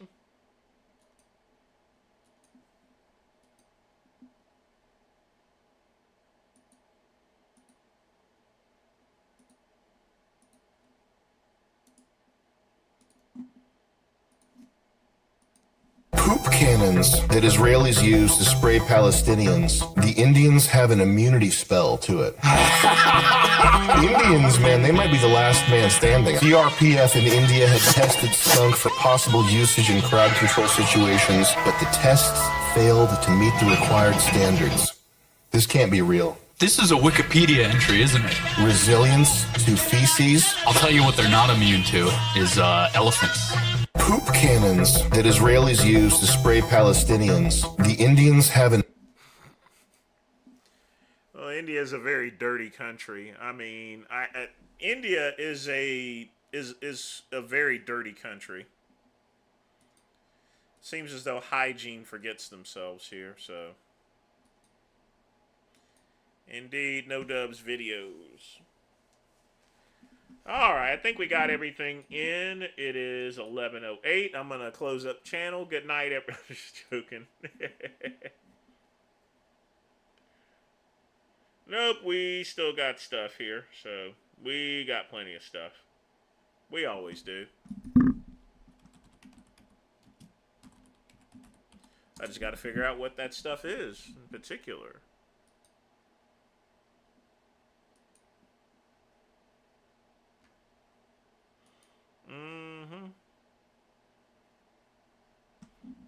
Sort of like stuff like this here. How's it going? I'm Ralph, nice to meet you. Can't even breathe in here. I'm looking for the finest cigar. The finest cigar? I can get today, yeah. Finest cigar is very subjective, but probably the Trinidad would be the one. It's the limited edition from Trinidad. You say finest? Yeah, it's pretty fine. Let's have a look. What does your friend like though? Do you know a brand that you might... Oh, not really, no. I just know that he's smoking them very often. This is probably the finest. It's a Cuban cigar. Can I touch it? Yeah, of course you can. One of those is £200. So haven't you got anything more expensive? I have stuff that's more expensive, but I wouldn't say it's smokable or very fine. Yeah. They're because they're old, very old. And the most expensive? Yes. I'll show the message. Wait here, I'll do it. This one here is from 1930. That's the most expensive one we have in the shop for sale, and that's £10,000. These are, you know, what, 80 years old, you know, 90 years old. Yeah, you can't smoke something that they're well past smoking. That's something that you would keep as a collectible. Past its peak, it's more of a. Can we react to this is peak content. Sure, we can react to it. I'm gonna take a piss first, because I'm a piss trooper. So we're talking about the most historic one. That's the finest one. Can I get anything in between now? Cohiba Behiki. So you got 3 sizes. Probably would suggest the 54. So I put Cohiba Behiki, and that would be your middle ground, and that would be, you know, around a £500 stick. Now, is there any information you could give me about it again, so I can pass it on to her? Well, if the boss was here, he'd maybe be able to tell you the story about something about inside that cabinet was a letter. The letter says, I took a couple of cigars to go to war with. Nice.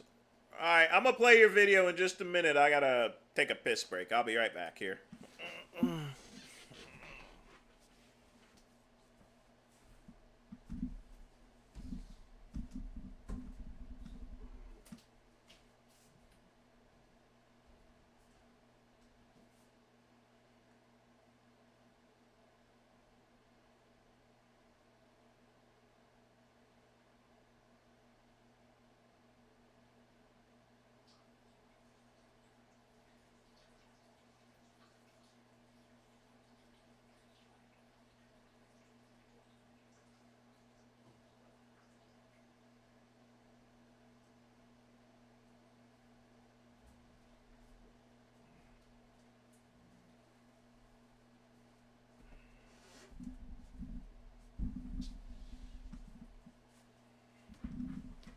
Oh boy. Absolutely not. I would never want to go to India. India is just a dirty country. I mean, it literally is a dirty country. They have an issue with hygiene. You know, all the stuff that they could be doing, I mean, they can take all of that trash, convert it to methane gas, and actually power the city for years. I mean, power the country for years. I mean, you got places in Europe where they're accepting garbage because they're taking it and converting it over to energy. So, and they don't pay anything. People pay them to take their garbage. So that tells you a lot, in other words.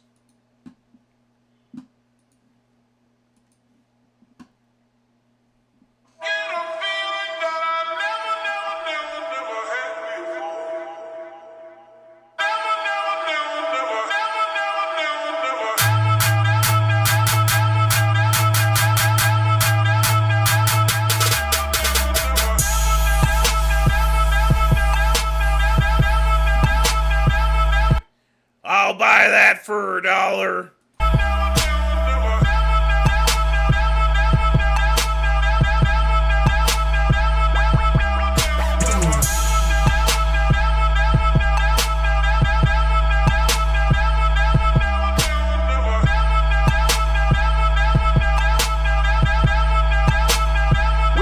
Lord have mercy!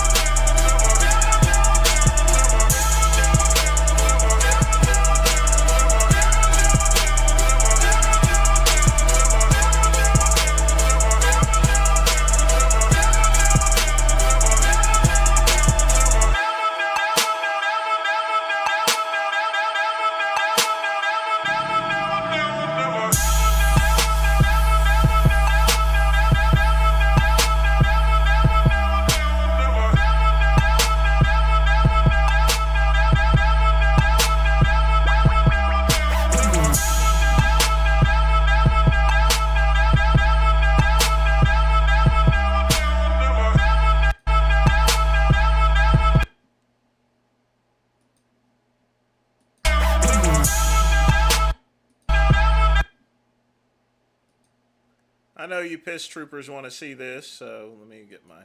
There you go. That sure is a good wardrobe stylist, isn't it there? Look at those tig fat biddies here. Ah, sob it up with a biscuit.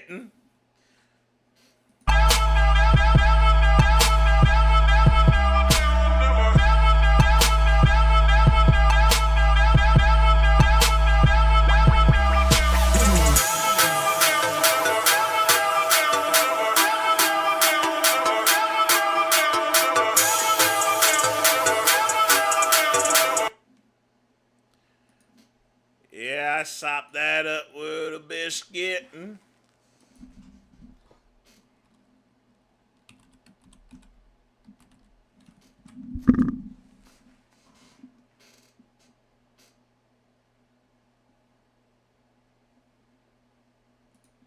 Next video. Have you ever wondered why thousands of men travel to one specific city in Thailand and discover something they never expected?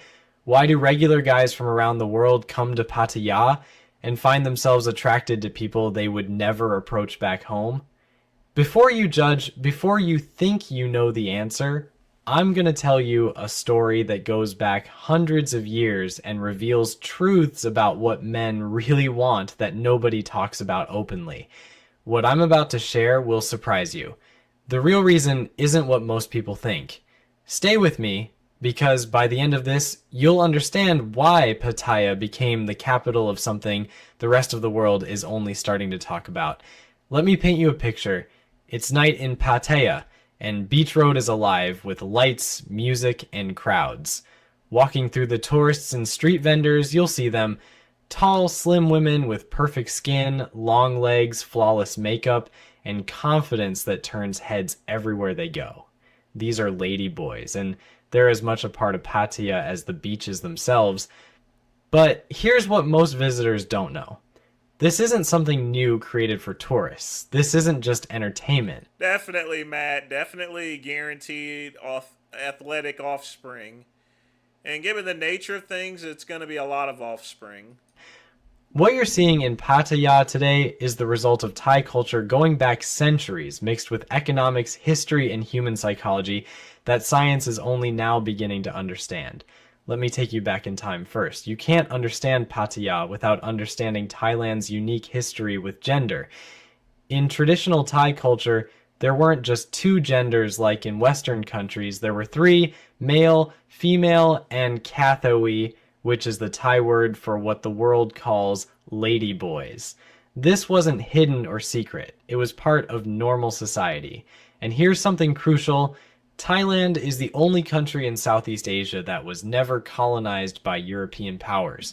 While British colonizers were making strict laws against anyone who didn't fit male or female categories across their empire, Thailand kept its own traditions. While Christian missionaries were forcing rigid gender rules on colonized peoples, Thailand maintained its cultural framework where a third gender had existed openly for hundreds of years. The Kathoi identity has roots in Buddhist philosophy and Thai folk culture. Buddhism, which is Thailand's main religion, teaches that gender isn't permanent but changes across different lifetimes. The boundaries between male and female are understood as less fixed than in Western Christian tradition. This created space for gender expressions that would have been violently punished in other societies. Kathois appeared in folk stories and village life and religious contexts.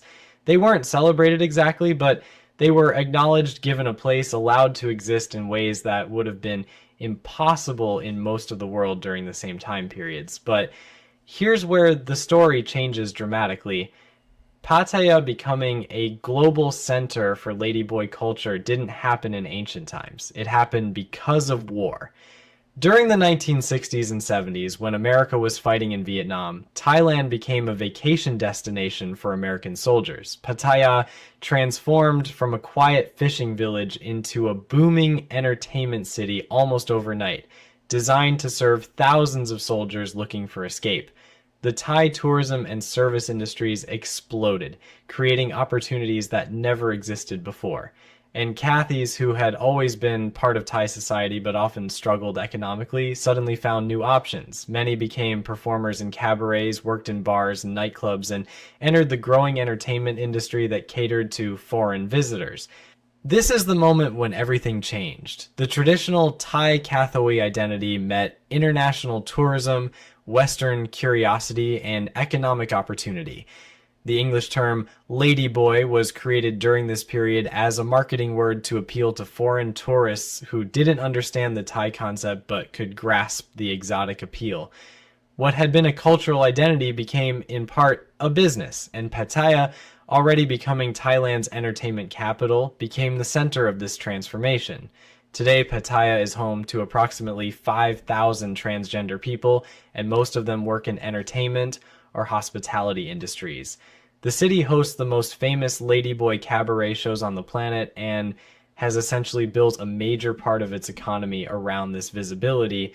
So, let's get to the main question. Why? Why do men...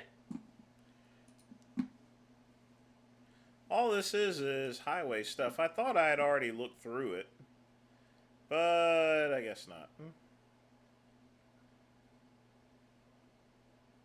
Oh well, we'll do this here.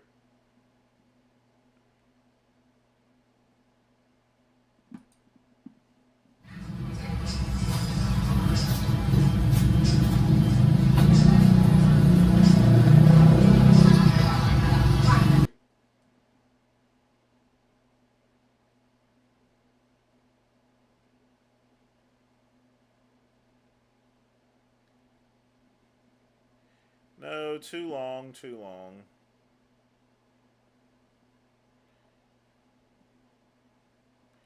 Too long.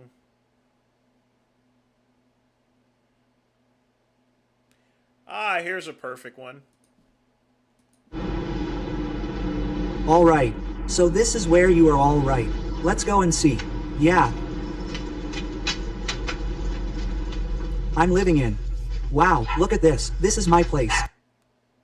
This is where, you know, as far as the glamour and grits are concerned, now we're going to get to the grits. Your old toy. Yeah, this is my toy. Yeah, hi Belle. This is my place. Hey doggy. Come in. Who's this intruder? Come in. Okay. Oh, wow, okay.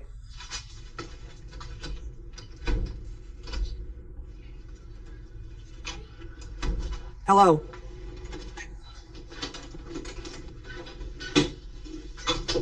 Okay.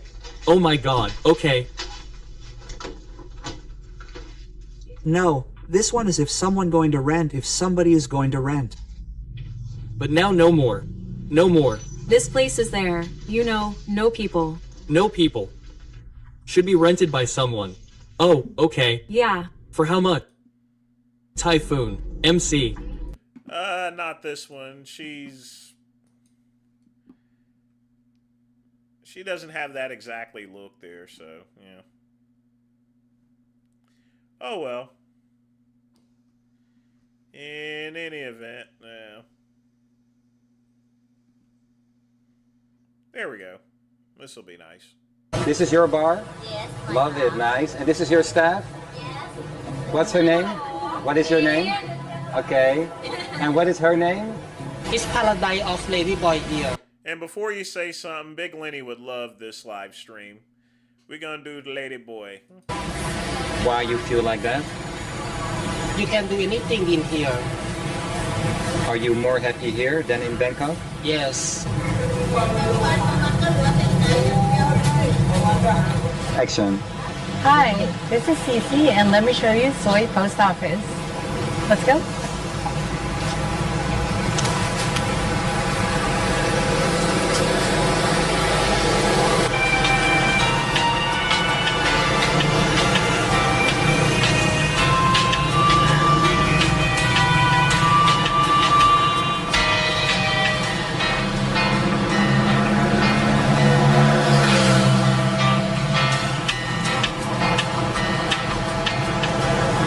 I can't cross.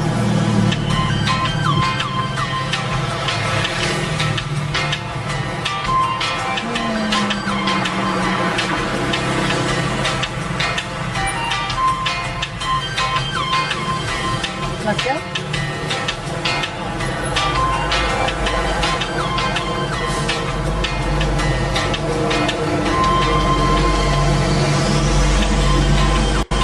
I'm just trying to bring a little, in case anyone's wondering, I'm trying to bring a little bit of culture to the channel, so. A little bit of global shit, basically.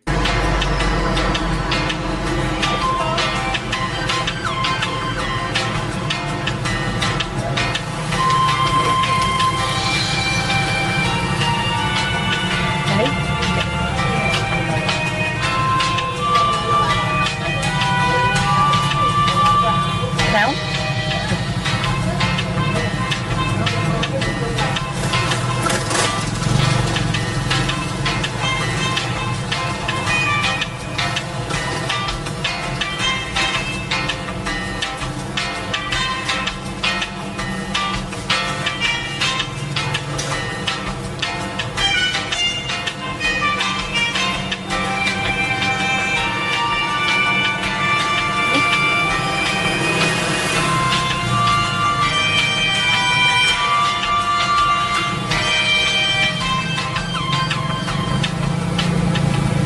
And this is the post office.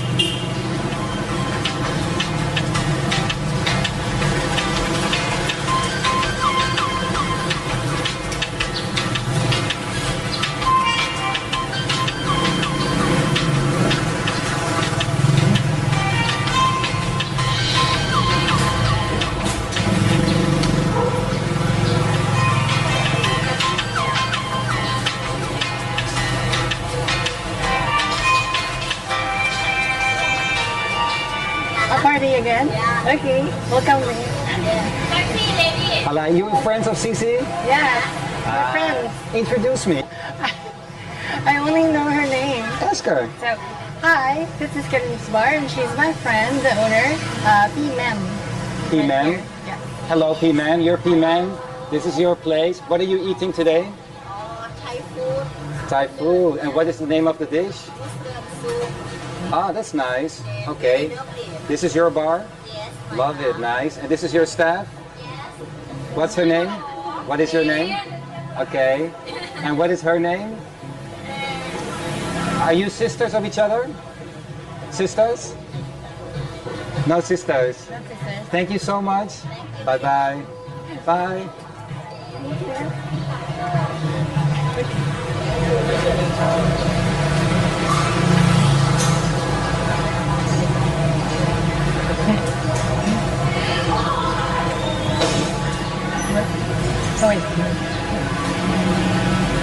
A few moments later.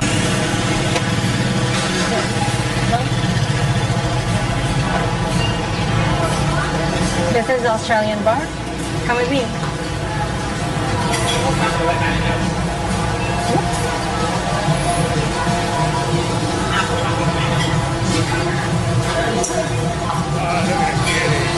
Look at a kitty! What is your name? Your name is? Bella. And how old are you? 30. And where are you from in Thailand? Bangkok. And how long do you stay in Pattaya? 1 month.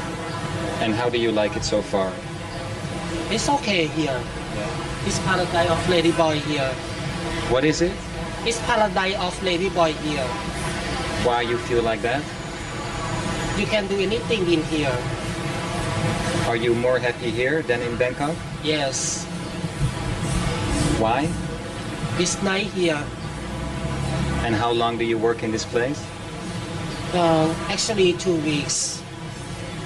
And is CC a good boss? Yes, CC good boss. Thank you so much for talking with me. You're welcome, my pleasure. Hi CC. Hi there. So your lovely staff, and this is your jukebox. Okay. I will lower the music right. I like the little signs here. It looks really cool. Some tissue. In case you guys don't know, it is a very small bar. A lot of places internationally, they don't have big bars. They just have those roll-up doors. It's about the size of a storage building. You know, you get in, you get your shit done, you know, you get your alcohol. That's all that really matters, you know. So, You got a TV in the back. You got a couple of things. What else do you need, folks? You just need a cooler and a place to drink. That's it. We have some coconuts, of course, This is some the bar, booze. and you have the caps up there. Okay. So they can purchase it as well for I think 650 baht, but for customers who would bill I think 5,000 baht, we can give those caps for free. Nice. Yes, so welcome to Australian Bar and Inn. And they also have like a bell. When you ring it, people have to Right buy. there, yes. So if you want to ring the bell, that means you offer drinks to everyone in the bar. Oh, wow. And how often does it happen that people ring the bell? Every now and again. Yeah. Yeah, there are some people who are just really happy with the, with the service, and they're feeling really festive, and they want to drink with the people and offer drinks to other people in the bar. Then they ring the bell and offer drinks to everyone. Is there a certain choice of drink that people usually like to have? Well, we find that people are really more into the beers. And so far, I think the most popular, I would have to say, would be Chang in San Mig Light. Because San Miguel is very popular in the Philippines. Yes, yes. And in Thailand. And in Thailand as well. Yeah. Especially among foreigners. What is your favorite drink? Well, I'm not really a big drinker, but whenever I feel, like a little bit into the festive and party mood, then I start with tequila rose. Are you easy to get drunk? Hmm? Are you easy to be drunk? Nowadays, yes, because well, I'm getting older. So how are you when you're a bit tipsy? I'm a little bit more talkative, but it's still the same me. I remember everything, but I just relate. Well, not as shy, not as reserved. Because but do still you feel polite. you are a reserved person if you're sober? Be. Yeah, I can be, especially if I don't know the person. Then I can be a little bit more reserved in private. But when I'm Can we react to this? Matt with a $3 donation. Sure, let me to that here.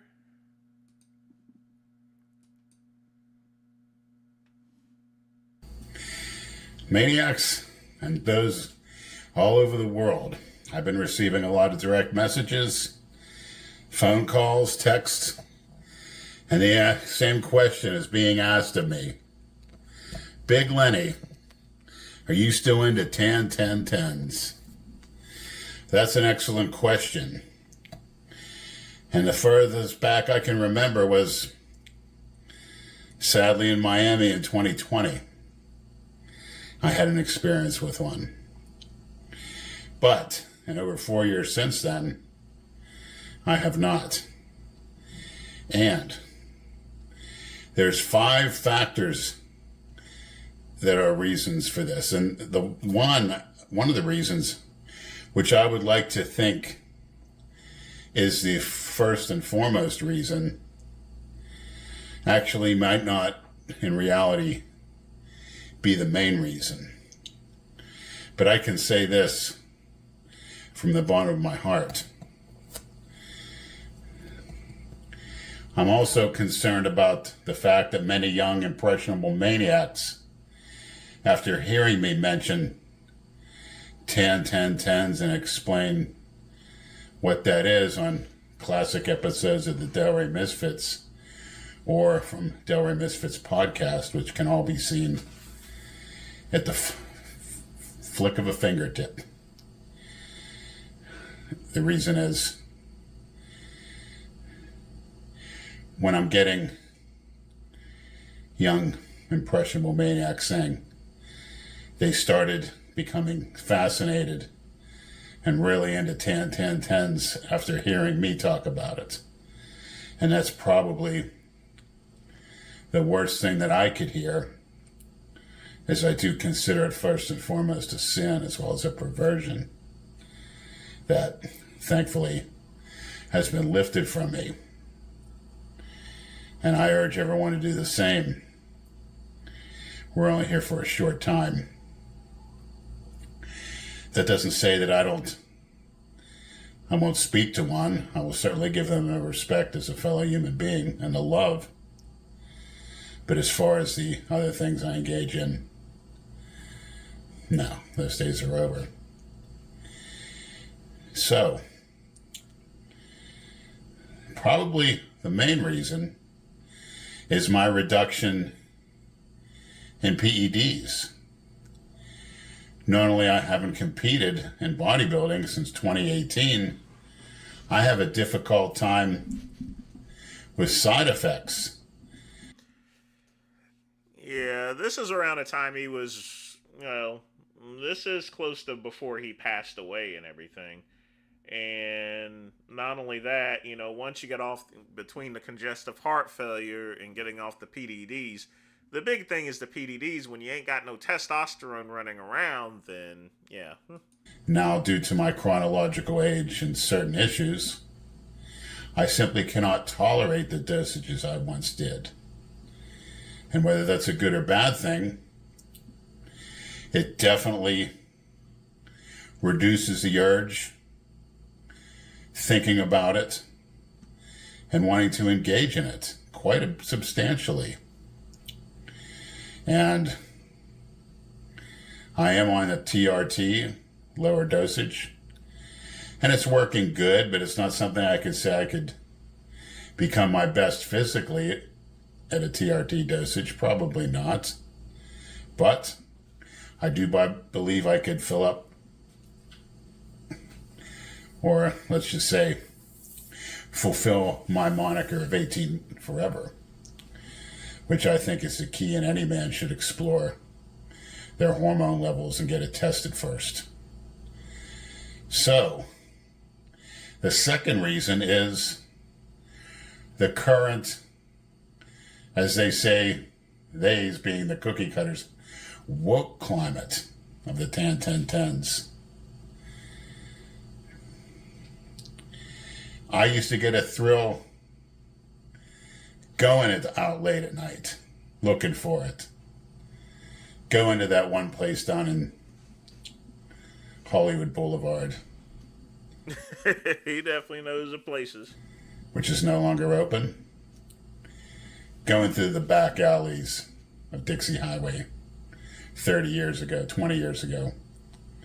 And then, of course, going over their homes. And it's just isn't, say, nasty enough. It's not perverted enough anymore.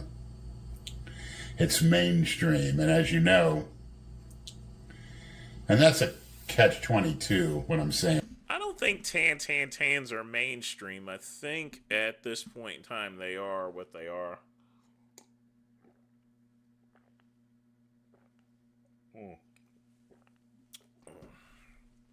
Right here, because not only with the reduced PED dosages, I've just don't have the urge for it. It's not on my mind. I'm not obsessed with it. It was much more, let's say, taboo, as Sigmund Freud would call it, to go out there in the darkness of the night, through the back alleys, and over their homes, not knowing what to expect except the picture that you saw. And in some cases, the person you saw when you got to their house was different than the picture you saw. And I could talk about that now, but I just want to get to the main issues of why I'm not into it anymore. And of course, number 3, my reduced watching of porn. Absolutely. I find it boring. I find it something that I've been there, done that, seen it all, or so I think. I get that way too. Porn is, once you've watched it for years and years, you gotta tune it off though. You know, there's only so much you can do porn wise as far as screwing is concerned. I mean, really. and really don't want to see anything out of the scope that I've already seen in my entire lifetime. That obviously has a lot to do with the reduced PED dosage too, so that all ties together. Now, let's talk about other types of mind-altering substances. I ran out of GHB about 3 years ago, and its analogs 1.4 GBL. Don't have it, can't use it, and guess what? That was a big aphrodisiac for it. Absolutely, without question. And for some, it could be alcohol. It wasn't for me. Alcohol could trigger it. Ecstasy, yeah. Did a little bit of that, not much. Got into that late in life, chronologically, even though I'm 18 forever. Dibbled in it, dabbed in it, took it with the GHB. That's what the Yui and Gooey was. But no desire to do that. And obviously the legal ramifications for that, which makes it totally out of the question. And of course, to a small extent, Phenibut, which my sponsor doesn't carry it anymore. It's not the easiest thing to obtain. There's some companies that sell it. It's still legal. And it had, I'd say, a small to medium effect on being obsessed with the 10-10-10s and whatnot, for sure. And I've said it once, I've said it again. Every classic Delray Misfits episode, I was under the influence of Phenibut. Those were my peak years, and I took so much Phenibut as I had a good hookup at the local nutrition store that I was taking that on a 5-day on, 2-day off basis for about 3 years. And when I'm talking about 5-day on, I would take a teaspoon with every meal. Pre-contest, took it. Off-season bodybuilding. And doing that much here can definitely damage your heart, though. So. And for those 5 days, it was almost like a stimulant. I couldn't sleep. I didn't need to sleep. Which is probably a strange effect a lot of people don't realize, but when you use a small recommended amount, it can help you sleep. But in my case, no. And when I went off those 2 days of the week, I made sure I was also off, and it was usually a Monday and Tuesday. I was off of my employment in the hospital, as well as off training in the gym. And I do remember distinctly, this is well before the Delray Misfits. I had saw Brad at Publix, the old one Jason worked at. It's now torn down and he's working in the new one. But I saw Brad at the salad area, and he came up, and we usually talked a little football in the gym. And he had his postal shorts on and everything, and I did not want to talk to him, and I couldn't believe I left the house to shop. I had to get food. I didn't want to look at anybody. I didn't want to talk to anybody. I simply wanted to get my tunnel vision, get on my bike, pedal over to Publix, get what I needed, and then go home. And those 2 days off, I would sleep 12, 14 hours a day. I would have ready-made meals on that Sunday night, so I didn't have to prepare them. I could barely even do the laundry. That's how absolutely depleted I was after mega dosing that Phenibut 5 days straight. But those days are over. I'm not saying I wouldn't do Phenibut again. That's definitely something I would definitely use again if I had it, but it's just no desire to use it at all. But it had a small part to play with it. Phenibut isn't an extreme, let's say, mind-altering substance. It does have very beneficial effects, I can say that. But obviously, the dosage I was using was not recommended, and it does have side effects. And that come down off it is horrendous.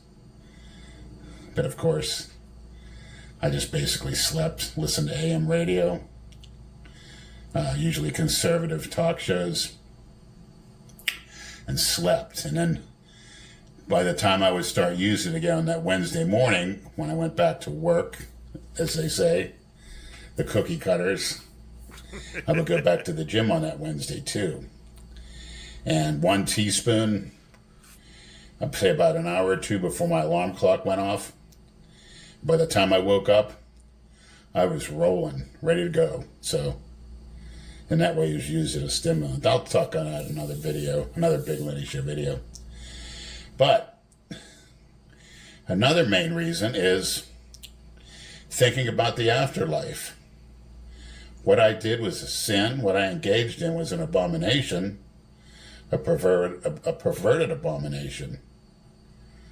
And I've led others astray, impressionable young people. And there's a saying in the Bible that says, those who lead the young astray, the young and innocent, it's better for them to tie a millstone to their neck with a chain and drop yourself into the ocean. And obviously I've asked for forgiveness from God for leading others astray, and I hope those that are having issues with it, being obsessed with it. I mean, this is definitely Big Lenny reflecting on life, knowing that, you know, he only has a short time on Earth and everything. So I think that's why he's phrasing it that way. So I can definitely get his point on things. But, you know, this is an example of seeing where, you know, he already knows he's approaching the end of his life there, you know, and it's kind of sad hearing that, you know. And engaging in it to learn from this. And you might have to do what I did to get off it completely. Now, I wish I could say 100% it was my faith in God and my desire for forgiveness is the main reason. But I would probably find myself thinking about it uncontrollably if I didn't reduce the PED dosages and stayed away from the mind-altering substances, or at least the little ones that I've used. So, to sum this up, I'm simply moving forward. I'm always checking out a young girl I could possibly father a child with and make sure myself and this young woman are equally yoked. And I could definitely mold a girl, as I believe all of us, especially us maniacs, should produce offspring. And those maniacs that have the children, the grandchildren, you're doing what you're supposed to be doing, and I applaud you for that. So, moving forward, keep loving everyone, don't hate anybody, and don't hate anybody for being a 10. Pray for them. That's all. Thank you. I mean, I think it's an example of, you know, just someone just reflecting on his life there, knowing that, like I said, it's coming to an end, basically. And I think Big Lenny in that video is just tying up loose ends, essentially. So, I mean, yeah, anytime I watch Big Lenny, you know, and stuff, it's hard to do it sometimes because I know he's no longer around and everything. So, but that's the reason why I said for people not to use Finnabutt. It's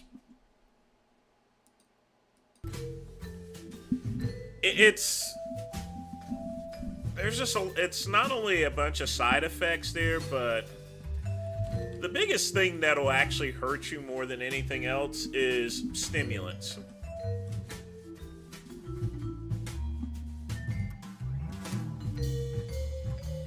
Not only that, it's most people that use Finnabutt, they use it for recreational use. And believe me, it will do some damage there, you know.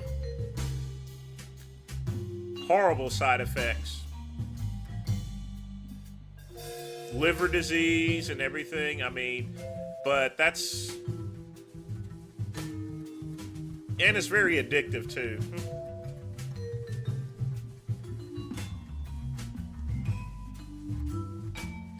But, folks, 9 minutes left. Get your questions in.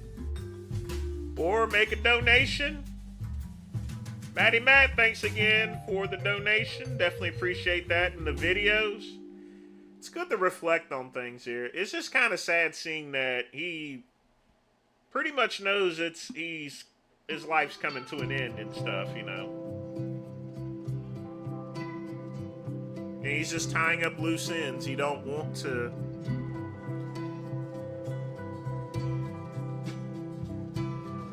wants to leave an impression of things, I guess.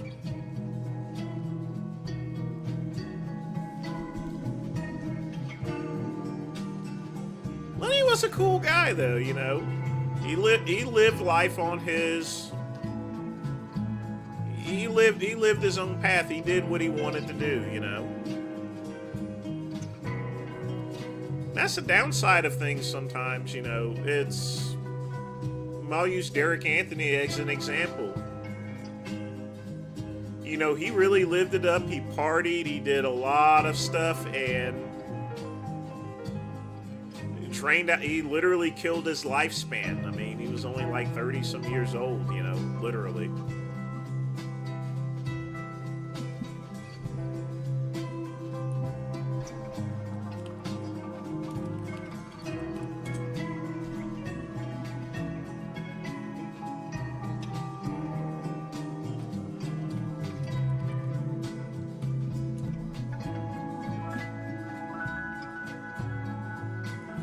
Like I said, he was 32 years old.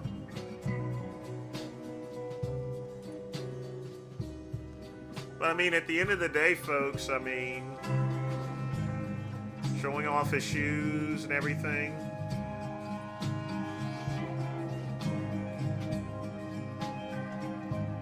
And of course, at the end of the day, the very last picture.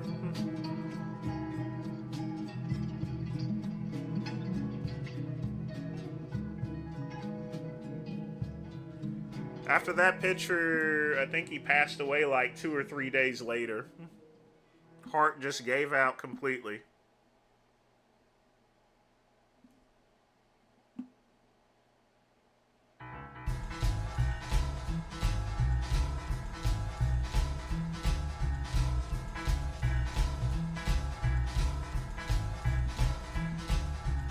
You gotta respect the, like I said, folks. When it comes to PEDs, the game is the game. You gotta respect the stuff that you take. Because with all the stuff, the party lifestyle, it drains your lifespan out there so much.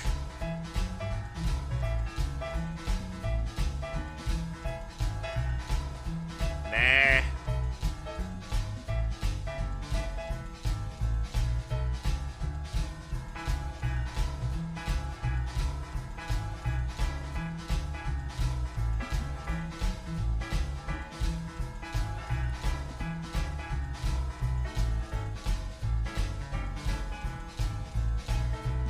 But folks, get your questions in.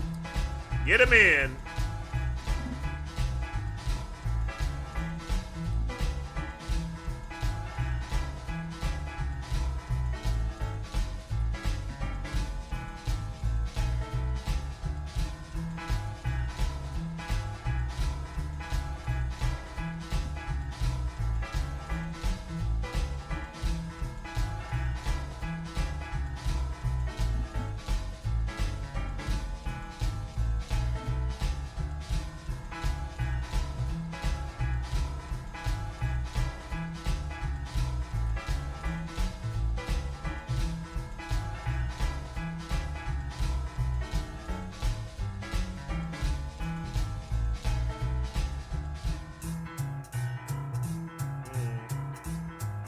Did Armin and Derek no, they didn't.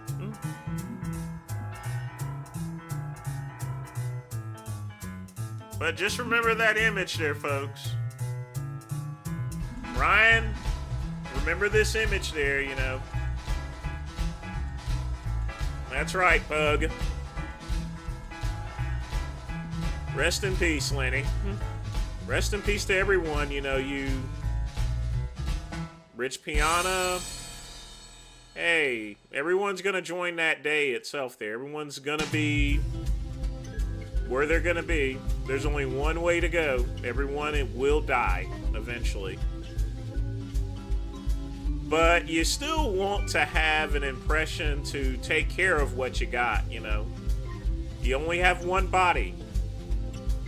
This is your ship for the rest of your life, and you got to take care of that ship. As resilient as Big Lenny was, you know, at the end of the day, everything just catches up, you know.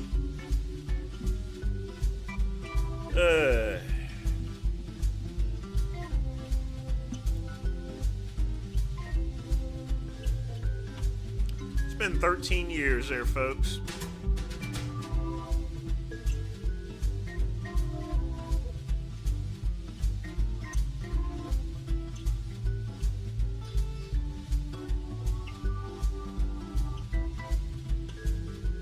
Well, actually 12 and... it's actually been 12 years, excuse me. Passed away in December of... Yeah. A lot of people died that year in 2013. Nasser El Somebody died. Joe Weider died. Craig Kovacs died. Derek Anthony passed away, so... I mean, the father of Derek died in the same year as the father of bodybuilding. But you know what? We all gotta go.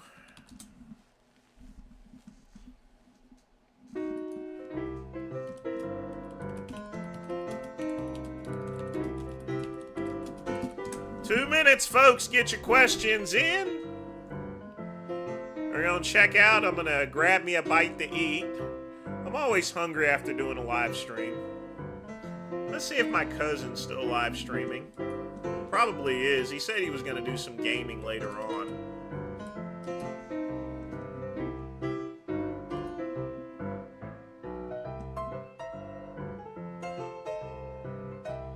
And let's see. Alongside their photographs. However, their specific roles or connections to Epstein's operation have not yet been established. Guess he ain't gaming yet. How long? I'm not sure. How long has he been staying up for?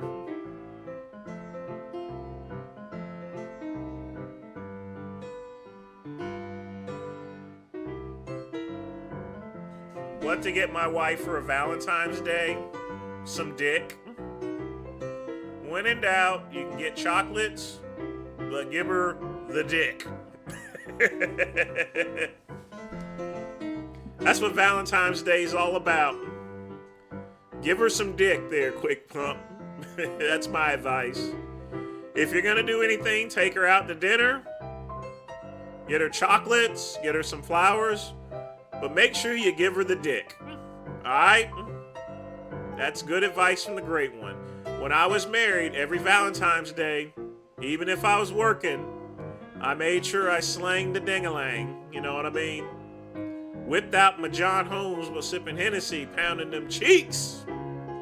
But you gotta give her the dick. Alright? Non-negotiable. Vince Goodrum approved.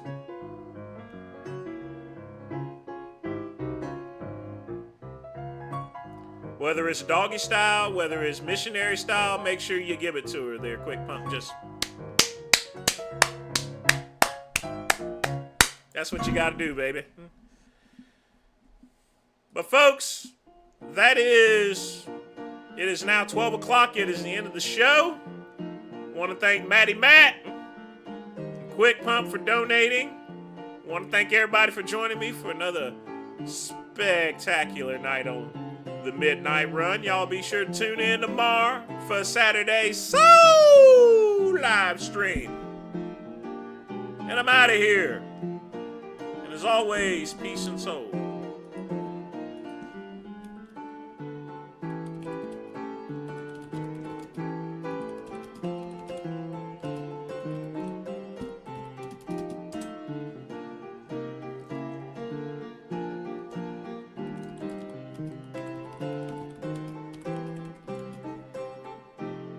am I doing?